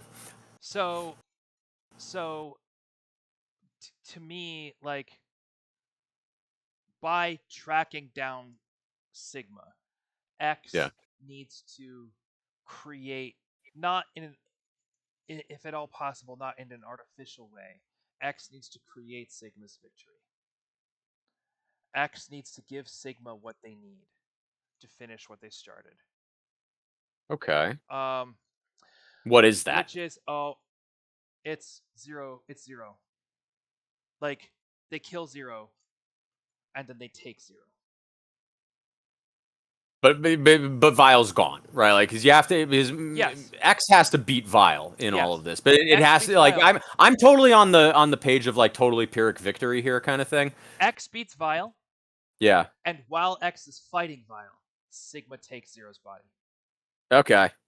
Okay. Yeah. Yeah. Yeah. And I buy all that. And while X and X is the one who brought Zero to them in the first place. X was like they started working as a team. I think that probably Well, like I wouldn't say bring. I would say like he led Zero to them, kind of thing. yes, Almost. Yeah. yes. Like Because it's not like he's not like he's actually just like voluntarily bringing them Zero. No. But Yeah. but X is the one who put all of those pieces together. Right. In the same place at the same time, and like his whole thing with Zero was like we need to find out where Sigma is and we need to be ready. We need to be ready. And so the two of them are like scheduling these boss fights and trying to figure out like, okay, we need to get your tools up to the challenge. We need to do this. We need to do that. Like we're gonna make it all work. And then the fight comes and like it's just Doesn't that just turn it into like a hero's quest though? It obviously is. It's a Nintendo story. Like yes, of course. It just has to be a hero's quest, just like innately kind of thing. I think the answer to your question is obviously like. So what's the reason? I guess here's my question, right? Like, Yeah. why is Dr. Light hiding these capsules? Right? Like, why wasn't all of this information just like programmed into X to begin with, or like why has Kane not been able to unearth any of these enhancements? Which is another interesting thing. Is like would Kane be searching for these enhancements for his own creations, kind of thing? And I think that in the beginning, that's what he's doing with X. In the beginning, in the first act, he and X start looking for these capsules together. Why are they something that need to be found? Like, why aren't they just readily available? Why weren't they all buried with X, kind of thing? Well, I think the obvious answer is that X needs to grow up on his own terms. I just mean from like it has to make, to me as a writer, like it has to make sense in a story. I'm saying why did Light do this? Because Light wasn't going to be there to parent the child. Light needed to have a dynamic relationship with. He was building a relationship. He wasn't just building a robot. So he's trying to be essentially like the parented absentia, kind of thing. He's trying to, but successfully. Yeah, he's creating. He's expecting like to find these things. Like you have to find me. Like I am your father. Like. And you are my son, so I can't just give you all my information. You have to come and get my information. Like you have to. But there's like a little bit of like Professor Oak and Ash Ketchum in this whole thing. Yeah, a little bit where like Professor Oak is like, have a Pokemon, go do your thing, you know. Yeah, I'm here for you if and when you want me. Like I'm here for you, and if you need me, you'll come find me. But there is I was going to say, there is a difference between I'm here for you if and when you need me, and I'm here for you, but you have to come and find me. kind of thing. Like, There is, there is, but again, the rules of the world dictate it. right. Like I think that if we account for um Just frame it maybe as something like, Dr. Light, first saw that he needed to separate, all of the keys from the lock kind of, kind of idea. Maybe does that I think it's play a or similar I think we're talking about the same thing. Just on okay. I think it's a more emotion. I think Doctor Light is a father figure, and I think that and I think you can even have a moment where like they track down a thing and he's like and X can even ask like why is it like this, and Doctor Light can say because there's two of us in this relationship. You need to come to me just as I need to come to you, and this is how I've come to you. You know what I mean? I can It'd be really interesting, I I can imagine think. Zero just being like, well, that's dumb. Well, like so we would need to kind of parse, like, does it say how Zero was created nope. at all? Like, do we know, is Zero a creation of Kane's? Is it another creation of Dr. Light's? Let me Like, take a look at which is the. Let me that's interesting to think about. But what I like an idea of, like, maybe the capsules are only unlockable by X. And so, like, maybe he and Kane discover one, and like Kane can't get anything out of it and is like, this was such a waste of time. This is, and maybe that, like, kind of, for lack of a better word, inspires him to go back to his horrible creations, whereas X kind of like gets, tries it out for himself and is like, gets this message from Dr. Light, and then maybe that's how you start to foster a divide between X and Kane. the I don't reason know. why the reason why Zero doesn't have to put up with this crap is because Zero was created by Dr. Wily, who was the bad guy in Mega Man. The original Mega Man. Yes, Dr. Wily was Dr. Bright's partner who wound up betraying him and trying to take over the world. Is it bright or is it light? I always get it wrong. I I I could be getting it wrong. I don't remember. It's light. It's light with It's an like L. so Okay. so Zero But Zero was created by Wily. so Wily wouldn't necessarily have Light's same humanistic approach. Oh, Wily, he was Light's colleague. yep, and So maybe he was able to kind of create a similar uh, achievement, I guess, but or something. I think Zero is probably not as emotionally grounded as Mega Man or X. More robot. More robot. Yeah. And That I would also make his death more palatable to audiences, just mhm. from like a producer standpoint. so so I think that I think that there's a like I think that Zero might actually on some level appreciate what Dr. Light is doing for X because Zero was just exactly what you said given the tools. Like here, go forth and be fruitful, robot. And Zero has done that. So Zero has been Alive for a alive while. and mobile and functional for the entire time Yep. during X's, stasis or whatever we want to Yep. call it. Yep. Okay. That creates a very interesting, but so, like, then, like, why is Zero? Zero is obviously created by the bad guy, and then Zero fights against the bad guys. Why? So, like, why is Zero doing this? What is Zero's rationale or inspiration or just, reason? I think Zero is affected by Dr. Light. I think Zero admires Dr. Light and believes in Dr. Light's legacy and wants to secure that legacy and is so Zero is and in the game Zero is very much an extension of Dr. Light. So Yeah. I think that for In the games, it looks like Zero actually carries a virus, which is transferred to Sigma, which creates, I guess, I don't know, their anomaly behavior, kind of their atypical behavior, anomalous. Would that be the adjective? Um, I don't know how I feel about that. I mean, that's maybe like a weird thing to communicate in a movie. is that Um, is that in the first game? It seems that it's in the lore here. Let me see the footnote. Let me look at the footnote here. It was answered by Capcom staff in October 2008. I guess I don't know what the Wayback Machine. I don't know what this is. The Wayback Machine is a digital archive of the WWW founded by the Internet Archive. So I'm guessing that this is just like, yeah. The thing is that Inafune-san answers your questions. I think it was so. I guess it was just like this Q&A in 2008 Mm-hmm. with Capcom staff. Mm-hmm. So I guess this is never actually stated in the game. It was just like it was, question. There was a Q&A about, I guess, the lore, and that the creators answered, I'm kind not of thing. convinced that the game even puts. Correct me if I'm wrong. Sigma is created before before Zero shows up in the game. Well, in Mega Man X, Yeah.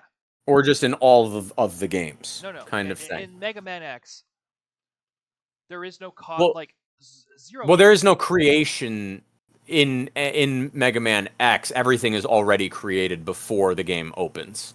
Right. Okay. The So game literally, the first time you put the game in your Super Nintendo and you turn it on, you get the main menu screen, which is still like start game and options at that point, because you don't have load game at that point. And when you do start game, you literally are taken to the beginning of the intro stage. There's no cutscene, there's no preamble. It's just start game, and you're at the intro stage, and you're like, "What do I do? I see. Where do I go?" This is actually addressed in Sequelitis. Yeah. He's like, it's literally. I just said it the way he says it too. He's like, "You're suddenly there. You're like, what do I do? Where do I go?" And he's like, "All right, let's assume, just for the sake of argument, that you are actually, like a real smooth brain thumbsucker kind of thing, and you can. I have this controller, and it has buttons on it. Well, I'm not doing anything and nothing's happening, so let me push these buttons. Let me see what happens. And so you run left and you can't go left because that you can't go backwards in a side scroller kind of thing. Yep. All right, well, I can't go left. And if I let me push these other buttons, and I can run and I can jump and I can shoot. Look at that! Oh, lemons! If I shoot, I shoot lemons and things like that. But that's the whole point. You're thrust into a game and you have no idea what's going on. But the way that this functions is that, like, you don't get any bits of narrative story until that first fight against Vile. And at that point of the first fight against Vile, Zero is like a fully fleshed out warrior. Vile is a fully fleshed out warrior. Sigma, I guess, is like just revealed through the gameplay, but it's kind of like we don't know what the narrative is, because again, the game isn't about the narrative. The game is about the gameplay. Yep. The narrative only is there to kind of just make it all make sense. Yep. Kind of thing. And do we know whether Zero introduces themselves?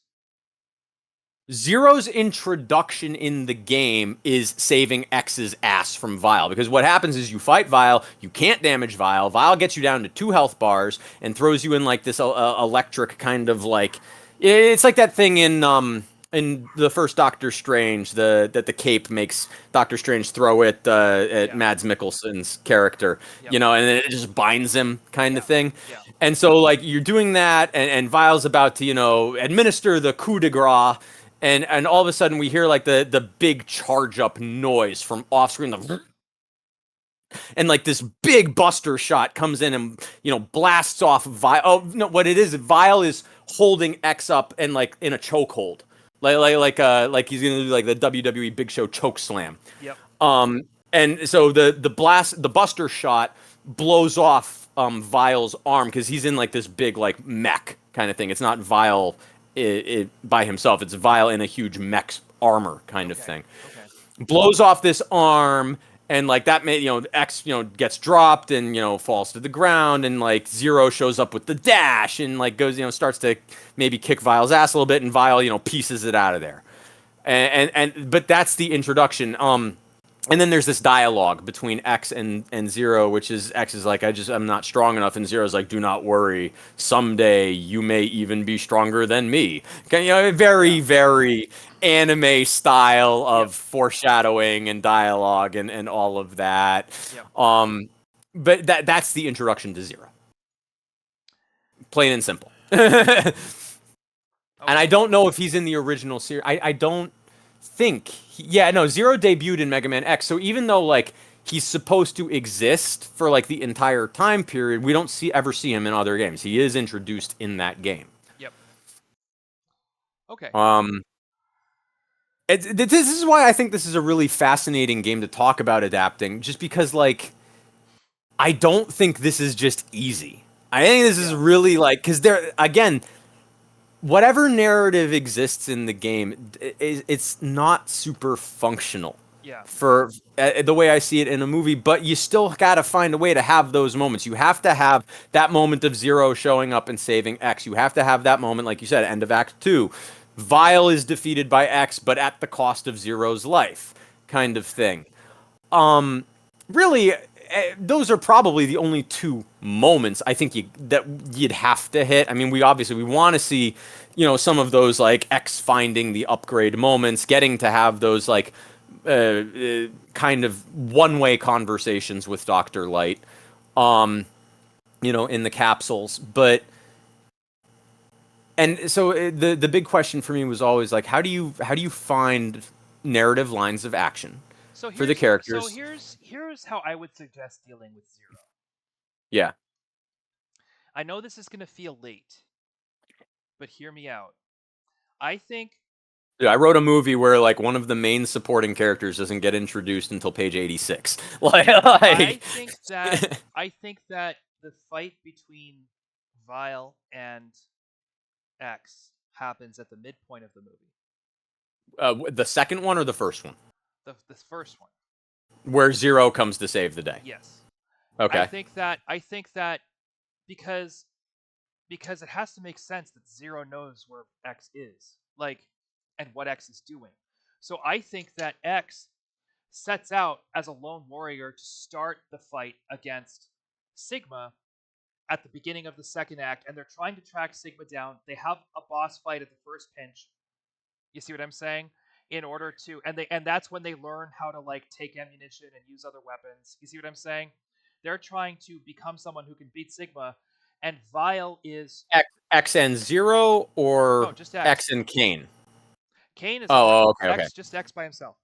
Got it, got it, got it. And so, and probably this is when X realizes that Vile's following them. The So Vile is what? following them. So X is going to go ahead and try and set a trap for Vile, and Not the other way around? not the other way around. And that trap completely backfires. Vile's just too good.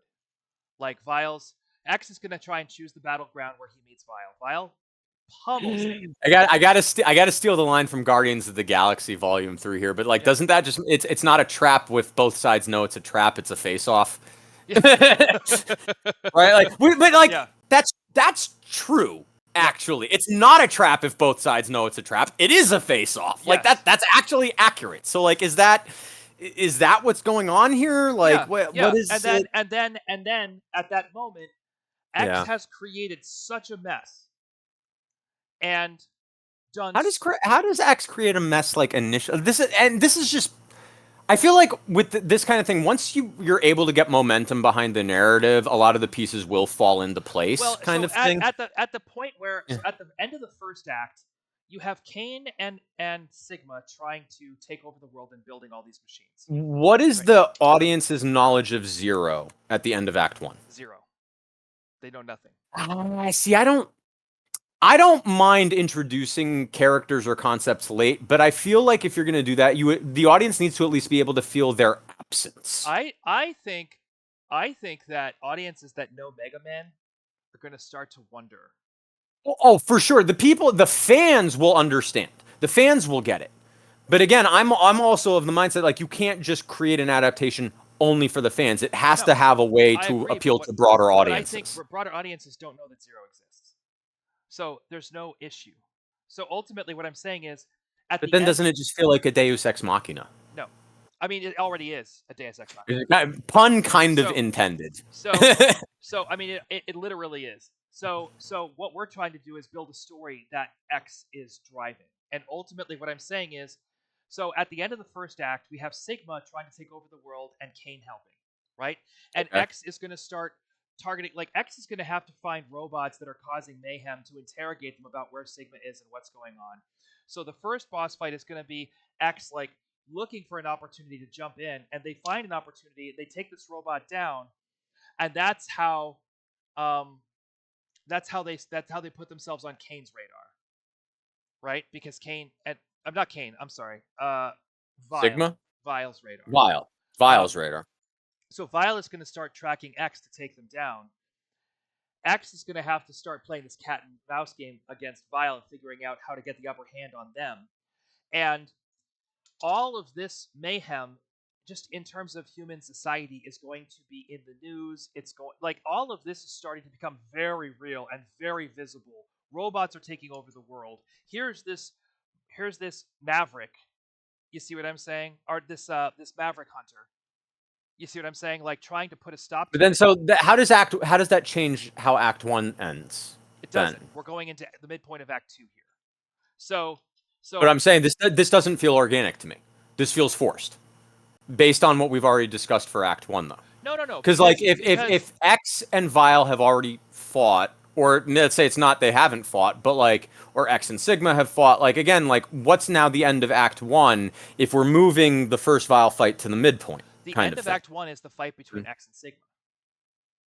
Okay. X. So you've And got Vile is like watching from the wings, or Vile has not been created. Vile has not been created yet.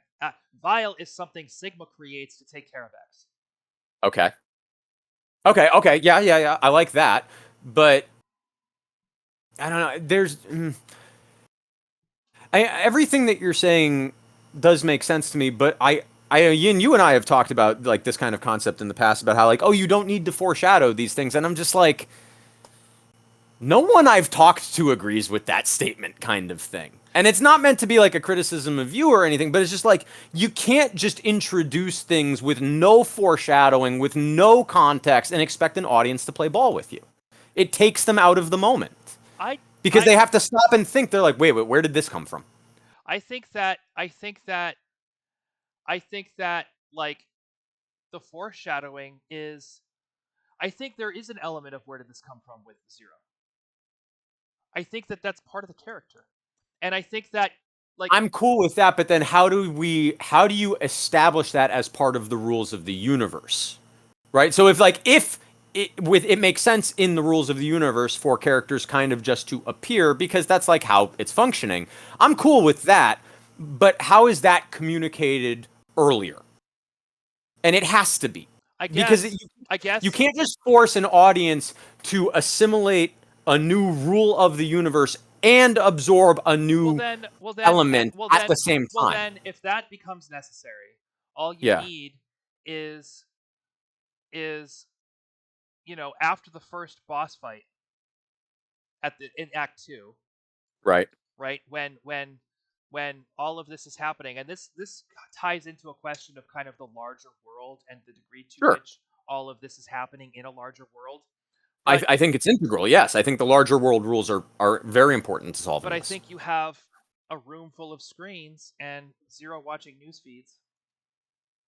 Oh, like the architect in the Matrix. Yeah, like, and Zero watching this boss fight. Like, I mean, my idea, and it's similar to that. Like you saying that made me think of this. But like, what if it was like you have the first boss fights, like pre Sigma Act 1, right? This boss fight that I'm talking about is the first boss fight against Sigma's robots in Act 2. Right, but I need to contextualize this in order for it to make sense. Yeah. So you have like the we'll call them the test fights for the Dr. Kane's things versus X. Yeah. So there's an expectation of what that looks like, right? Then you have the first boss fight in Act 2, and it begins looking in the same way. But now, because it's not in that controlled environment, and it is more of a Sigma creation rather than a Kane creation, there's room in terms of what can happen that breaks rules that were previously established, but in a way that makes sense, right? Because it is a different circumstance. And so maybe what happens is that in the boss fight, I'm pretty sure there is a boss fight where one of the bosses like spawns little things of itself, like little mini things that you have to deal with. I don't remember which one. I feel like that is a thing. But basically, all of a sudden, and we see that like for lack of a better word, the creationism element is a thing. Things now can pop out of nowhere because we are devolving away from order into chaos. Yes.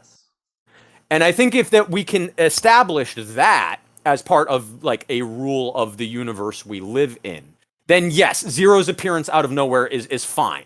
Because the audience won't have to be like, where did this guy come from? Because again, that question will have been answered previously through the rules of the universe. Yes. Yeah. And so that's all I'm saying is that like you can't just have something come out of nowhere, right? Because that's the human brain doesn't like that. The human brain rebels against that. I think that there's a lot of very simple solutions that don't like because at the end of the day, Zero's mission is to secure the legacy of Dr. Light. But not Dr. Wily? They wouldn't right, like nope, they wouldn't be doing what they're doing if they were Dr. Wily. They're Dr. Wily's creation, but they admire Dr. Light. They admire what but so we had also talked about like Zero perhaps having less, we'll just call it like emotional aptitude, I suppose. Yeah. So is admiration really a thing, or is it more like binary and numbers based for Zero, where Zero can be like, I see all the things happening on the A side, and I see all the things happening on the B side. So let's say that A side is the Dr. Light side, and B side is the Dr. Wily or Sigma or Kane side, whatever. And he looks at it and he's like, no, this stuff that's happening on the B side, that's not good. Like that is empirically bad for things to happen. I think that Zero is aspirational. I think that Zero isn't just judging things as bad. I think that what does Zero aspire to? To Dr. Light's vision for the future. He agrees with the vision and so therefore pursues it at all cost, kind of thing. Yeah, and I think that Zero has been. What is Dr. Light's vision of the future? I think that I think that the reason why you create robot boys. But then he sealed them, right? So like Dr. Light creates X and then sees danger, but he didn't and seals X away. But he didn't seal up Megaman. He didn't see what? He didn't seal up Megaman. The original, well, the original Mega Man is not a robot though, right? Like the original Mega Man is an actual, like, human. I don't maybe. Think so. Mega Man players is using Mega Man's Mega Buster cannon attached to his arm. I don't want Mega Man X. I want the original. I want like original Mega Man page here thing. Let me see here. In other medias, original series. There's so much. This is such a Mega Man character. Here we go. Known as Rockman, is the title character and protagonist of the Mega Man series by Capcom. Okay, Mega Man's role in the original story was to be an assistant to his creator, Dr. Light. When Light's colleague goes mad, Dr. Light repurposes Mega Man to battle the mad scientist, Dr. Wily, and his ever-growing army of robots and stop them from taking over the planet. Capcom's mascots, conception and design. I'm often called the father of Mega Man. Blah blah. This is conception and design. Appearances in other games and other media. Reception and legacy. Yeah, there's nothing that really. I guess you have to kind of assume that he's like a humanoid robot. Yes. I would assume. He's Astro Boy. He is Astro Boy. Yeah. And Astro Boy is a robot. So I think he sealed up X because I don't get it. Like, what's the difference between like Mega Man and Mega Man X to Dr. Light? Right. Right. Like, how does Dr. Light see? Why does Dr. Light seal up X but not? Well, the obvious answer is because X is a teenager, and that's scary. Oh, and then Mega Man is meant to be like a finished character. Sorry. The original Mega Man, Rockman, was it? Rockman is like. Yep. a fully finished character, whereas X is adolescent, or is it like what? I What's the think that differentiation? I think that I think that to Dr. Light, X is more emotionally complex Okay. and therefore scarier, More sentient thought, more autonomy kind of thing. and therefore more capable It's of like, Rockman would be like more controllable, I guess. he was only called Rockman in Japan. Well, And I'm just yeah, saying that for yeah, ease of yeah. differentiation when we're Yeah, talking, X kind of thing. X is X, yes. X, Mega Man is more controllable than X. Okay. All Exactly. right. And And he fears X because of how X is too more human, I guess, more than rebellious. More rebellious. is rebellious the right word or just They clone him and there's a rebellion. okay. Oh, okay. All right. Well, sure. There you go. Again, I only played the original. So, No, but yeah, yeah, all right. all those robots are built from X. They're Okay. all an attempt to copy X. Uh, yeah, I mean, it just seems like I feel like the development on something like this would be really involved. It Like, would be challenging for sure, yeah, and inevitably you'd have people coming out of Capcom too with stuff like, oh, but it was a virus that was stored in, like you said, stored in Zero, and it's like, zero.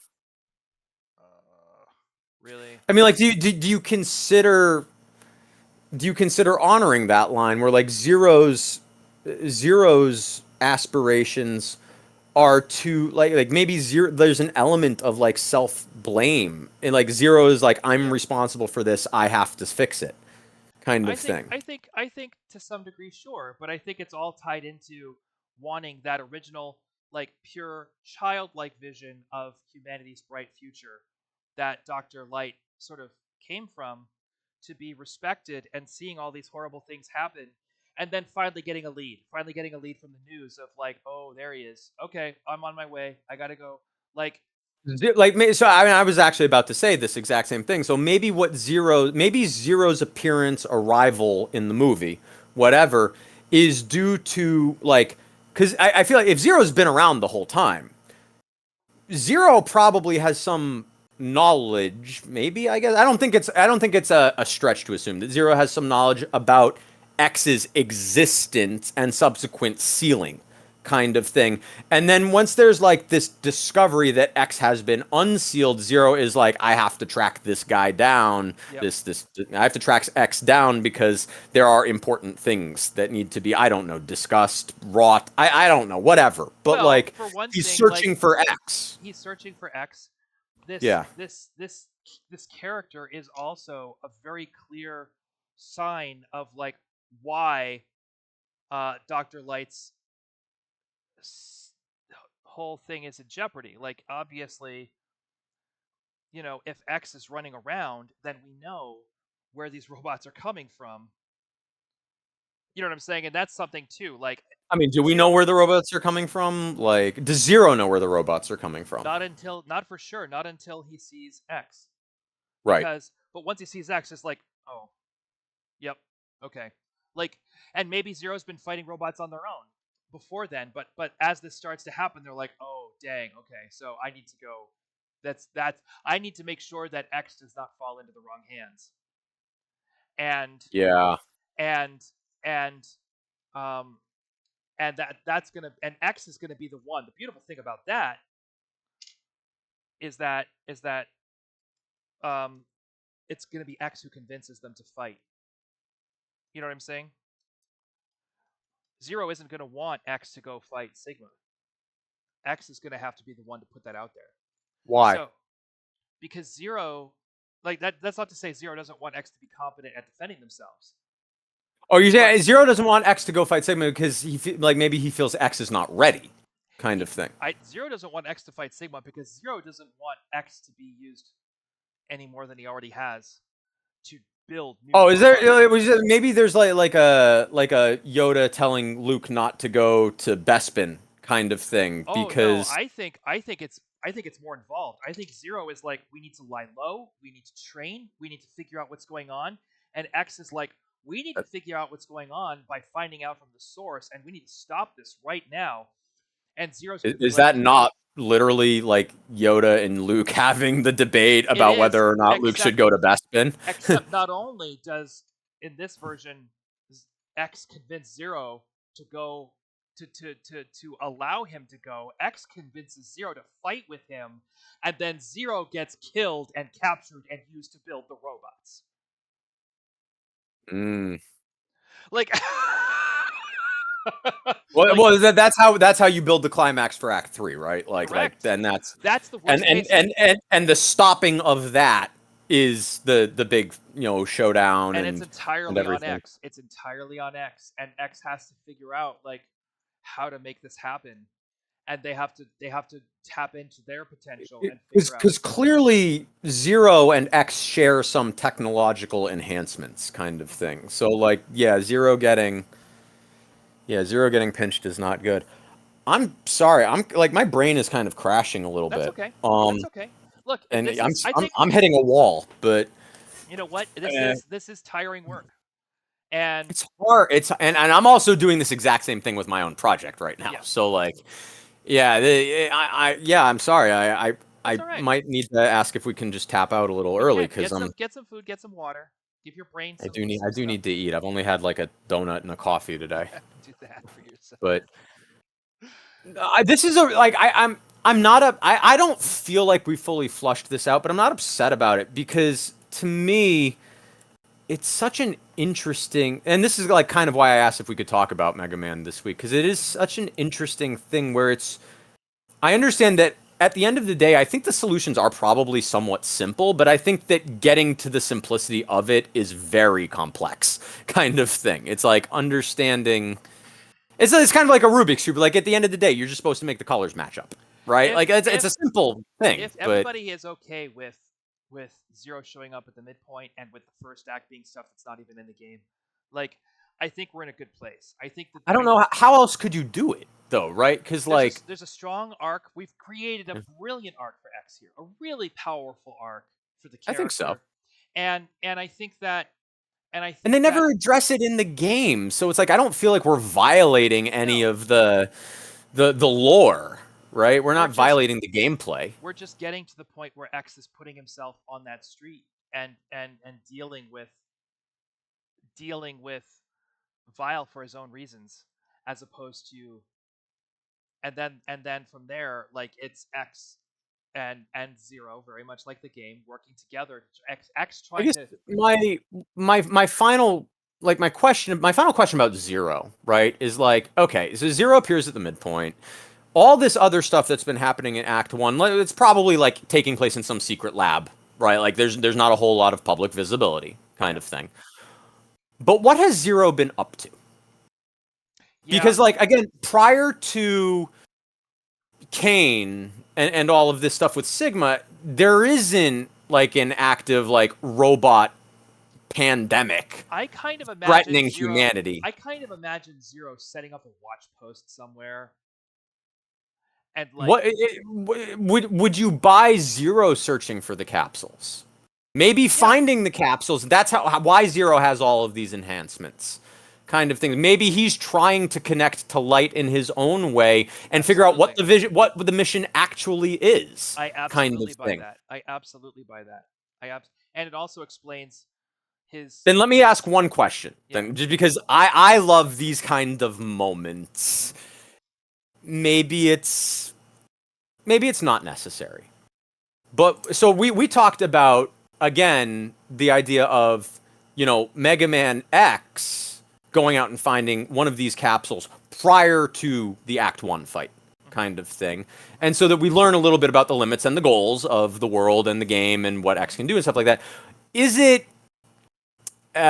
what's the word? Gratuitous to throw in a detail that's like X is not the first being to access the capsule, and we don't need any more than that, right? Just that detail. I think if we have 2 or 3 capsules in Act 1, which is Yeah. reasonable. I think a lot of that story is going to move pretty quick. I think that there could be a moment where they find 1 or 2 that he is the first, and then 1 or 2 where he isn't. Like It it looks heightens the contrast. It like heightens the contrast. Sure. I think that he finds one, like, and then another one's already been accessed, and Yeah. maybe because he knows they're for X, maybe Zero hasn't even taken the parts. Maybe Zero's just, or maybe he has. Well, again, I think that it's like this is an interesting point, right? Like in terms of like physics, Mhm. right? What are the upgrades? Are they like, and I'm just spitballing here. Are they like nanobots, like, Iron Man and Spider-Man? Or are they actual pieces of equipment a la Dungeons and Dragons, and you exchange out old equipment for new equipment? Or I think it's is it stock advice. code? Is it computer code? No, it's not code. Okay. Because that's not cinematic. Like, it's like, I think Hey, they made it cinematic in the Matrix. yes, but there's a look.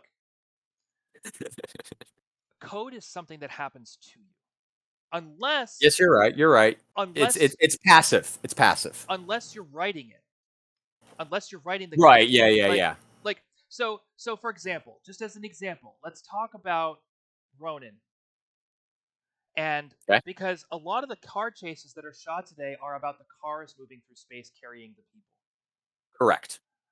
That's boring. Yeah, they're not about the people Driving. attempting. Right. It's not about the drivers in pursuit of something. Whatever it is, it could be to escape, or it could be to, Ronin, yeah. even more so than the French Connection. Ronin Right. shot driving better Yeah. than it's ever been shot. Like, they got cameras down in the footwells of the car, so you could see Robert De Niro gear shifting, and you could see his leg as he tried to use the clutch. So how do you feel about like some of the Mission Impossible car chases, right? Because Mission Impossible, at least in the stunt industry, is known for having like just straight out some of the best action sequences in all of cinema, kind of thing. Yeah. Because they do, and they really do. Not all of them. I'm not going to sit here and say all of them, but like so many of those action sequences do a really good job of telling story without a word of dialogue. They tell it through the action. Yeah. And they're really good. And like even honestly, the textbook example, and this isn't a car chase, but in Mission Impossible Fallout, the bathroom fight.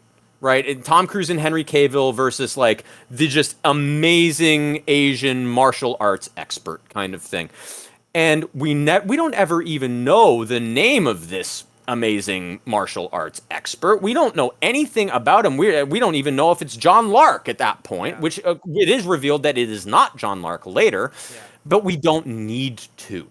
Yeah. We know everything we need to know about the character through the action. And we learn everything we need to know about Henry Cavill's character and his abilities. Again, and that's kind of like that brilliancy of teaching the player how to play the game through the gameplay. This is teaching the audience how to watch the movie through the action. I agree that there's a lot of great stunts. There are no Mission Impossible car chases that are coming to mind to the same degree, for example, that some of the Bond car chases come to mind. Like, fair. Like, I mean, not even like the one at the end of Mission Impossible 2, the motorcycle chase and the virus and all that. Yes, but only because the images are so unusual to see. Not because not because it was so compelling for the story. Jousting with motorcycles is a neat visual idea. Like, I don't want to sit here and like, look, I'll put it to you this way. My favorite John Woo movie. Yeah. Is and will always be Hard Target. Because. Okay. I haven't seen that one, but what? all right. Yeah. Oh no. I told you I'm a 90s plus. 90s plus. Okay. So if you are only going to watch one Jean-Claude Van Damme movie. Okay. Like, if you're only going to watch one, Hard Target is the one to watch. First of all, put it on the list. First of all, just in deference to the John Woo staples, like, we substitute pigeons for doves, which is exquisite. Pigeons are doves. It's a 1993 movie, so I don't have an excuse. There are some stupid stunts. There are some stunts where you're like, come on. But just enough of them. Number one, the story development on that film is a lot more cogent than you're going to get out of Hong Kong cinema. So I think the writing in this movie is more compelling than the writing that you're going to see in Hard Boiled or the writing that you're going to see in The Killers. That's no disrespect to Hong Kong. Writing was not a priority. I don't think anyone there would disagree with that. So, so I see Asian cinema as just a different medium it is a than different medium. Western cinema. It is, Even though it's like, oh, it's still cellulose or whatever, right? But like, it's a different art form. and at the same time, I think that the more money they gave John Woo to make movies, the less care he put into the performances, and then I think that the development got. It's kind of like a very, I feel like a normal human There are a progression lot of kind directors of that we thing. can. There are a lot of directors that we can say this about. There are a lot of Yeah. directors that we can say this about. No one. You have to try so hard when it's early in your career. You have to be masterful and magnificent when you're trying to break in, kind of thing. And Hard Target is like really nice. A really All right, nice. I will definitely check it Like- out then. Like if I was to have a '90s action film, three like triple feature right now, Hmm. you could put me down on a couch and I could watch Hard Target and Darkman and Desperado back to back. Desperado's a good choice. I'm You know, I not- mean, look, I love Desperado. I am a little bit partial to Once Upon a Time in Mexico. Okay. I do love that. I mean, again, they're from the same franchise. Right. Like, it's again, you know. So, but I love Desperado. There's just something about Upon a Time in Mexico, and yeah, I get it. The action is way more passive. We have the same conversation that we just had about John Woo with. Yeah. Here's the thing, like without a doubt, Once Upon a Time in Mexico is the face-off to Desperado's Hard Target. Okay. Okay. Wait. Is Face Off like a part of the Hard Target? No. universe? But in terms of the director's development, like Got it. Like Face Off is all fucking doves.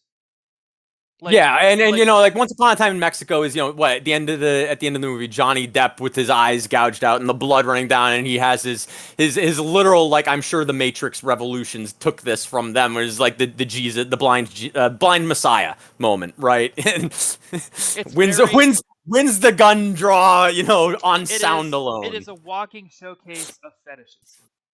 It really is. Like which Face Off is also clearly precisely this. Like exactly this. And super heightened. And what happens when you tighten the bolts on that is Desperado.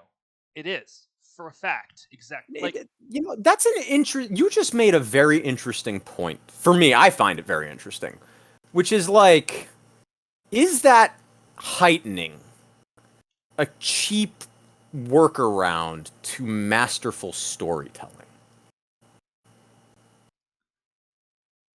Yeah, I mean, because they don't. Does that mean it? But does that mean it doesn't have value?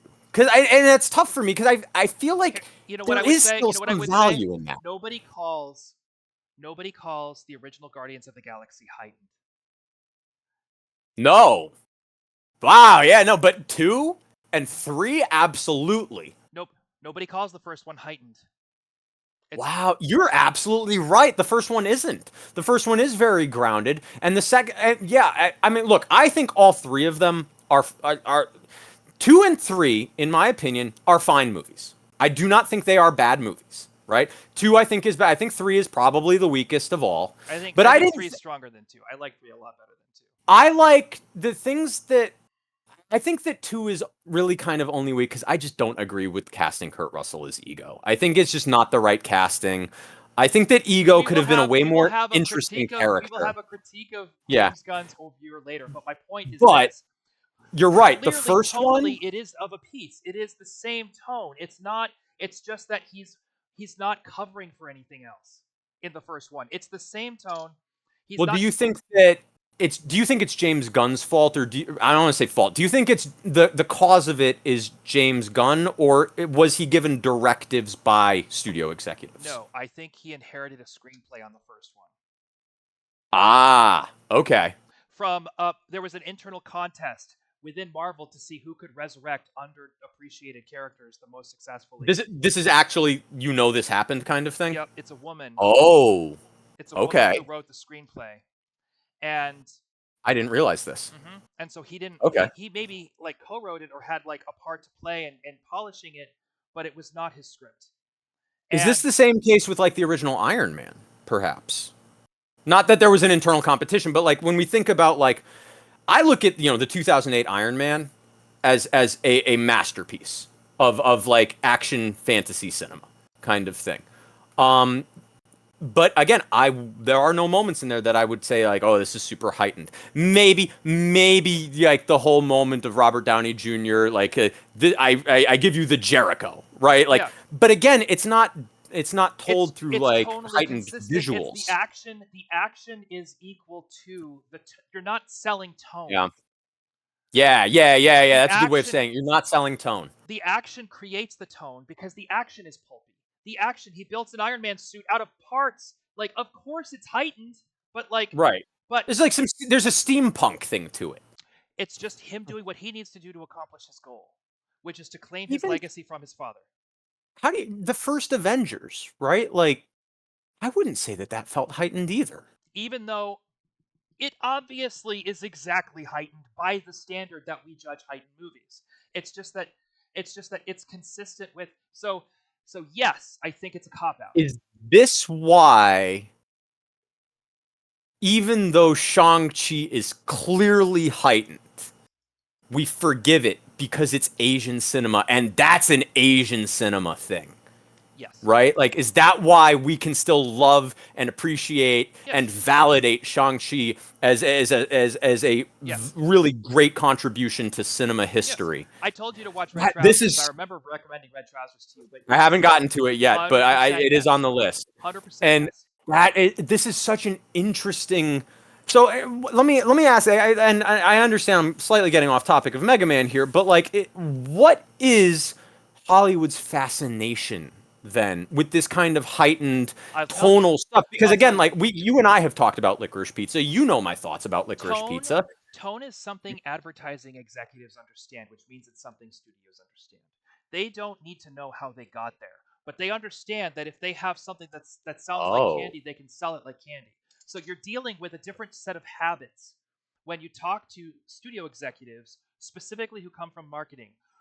That 1986 Apple commercial, you would call that heightened, wouldn't you? Which one?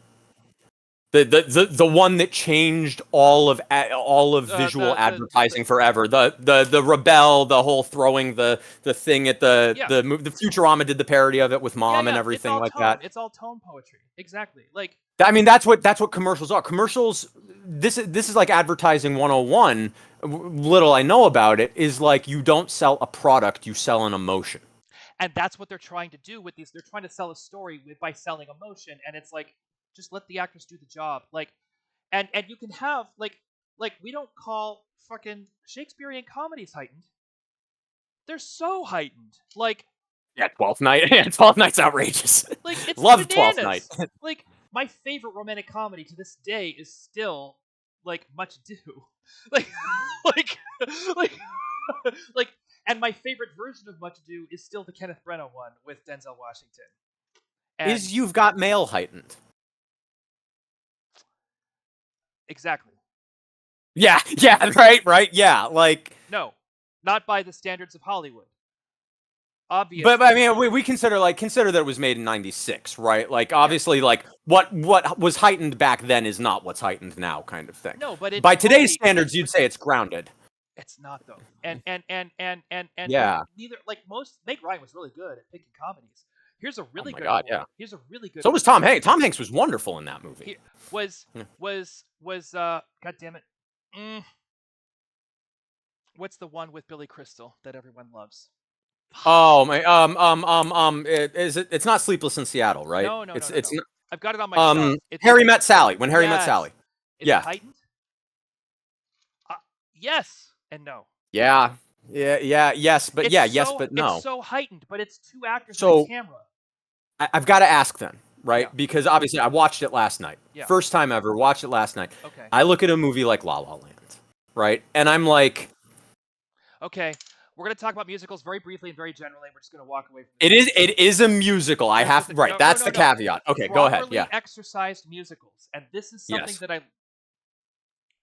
Everything in cinema is action. So what am I about to say about the music? The music is the replacement for the action. It's not even a replacement. It is the action. You look. The Well, reason. right. Yeah. The It's reason not a why, replacement. You're right. It like, is. the reason why The Greatest Showman works as well as it does. I haven't seen La La Land, so I get to have this conversation without discussing actions. I Okay. don't have to say shit about it. I haven't seen it, ladies Yeah. and gentlemen. The reason Mhm. why The Greatest Showman works is because every time he sings a song, he's trying to accomplish something. He's using the song. First, he has to get his wife and his kid on board with him doing this nutty thing. One song is actually a contract negotiation between him and Zac Efron. Yes. And that in La La Land, that you're right, because with the exception of the opening song, Yep. which I think all musicals probably disregard that law for the opening song To which I kind of say, thing. you have Right. to. Frozen 2 doesn't. Yeah, I mean, and that's the whole thing. It's like I even look at like my newest favorite musical of all time, which is Book of Mormon, kind of thing. Mm-hmm. It's like that opening piece that they have. I wouldn't say that it disregards like doing the story through the song, but it's not specific, right? It's a very much a But it's not just generalization of the establishing actions. story. It's not just Yeah, establishing story. It's letting the characters, in a motivated way, pursue their goals through their efforts, and their efforts are singing. So, like, right. every song needs to be a fight or an argument or And something. La La Land's opening song accomplishes none of that. Yeah. But that's the only one. All the other songs in La La Land do exactly what you just said. Yeah, Then I'm yeah. sure it's mostly strong. And But this was what I was going to say. I felt like it. I mean, I'm never going to be able to watch that movie again just for personal reasons. But like, it is very clear. I understand why like it came very clear. It did then didn't win Best Picture kind of thing. But it's extraordinarily heightened in the visuals, the scenarios.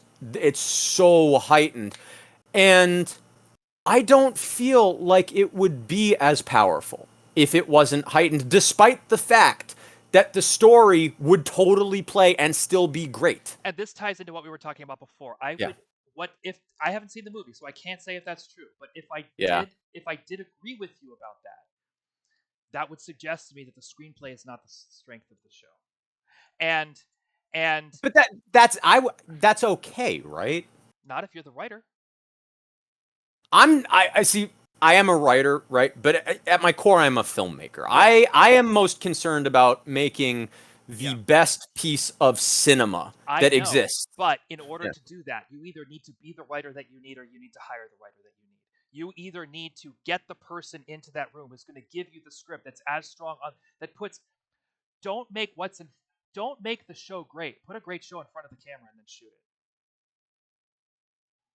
I guess my question in all of this is like, I agree with that, right? Like there is absolutely no reason whatsoever to not have a narrative And to that have is your as actors empowered, masterful, right? as completely as possible. As powerfully and maximize that all to as far as it can be done, and then add on Yeah. with heightened things. That's okay, right? Like, I got to take something outside. This is probably yeah. where I need to break.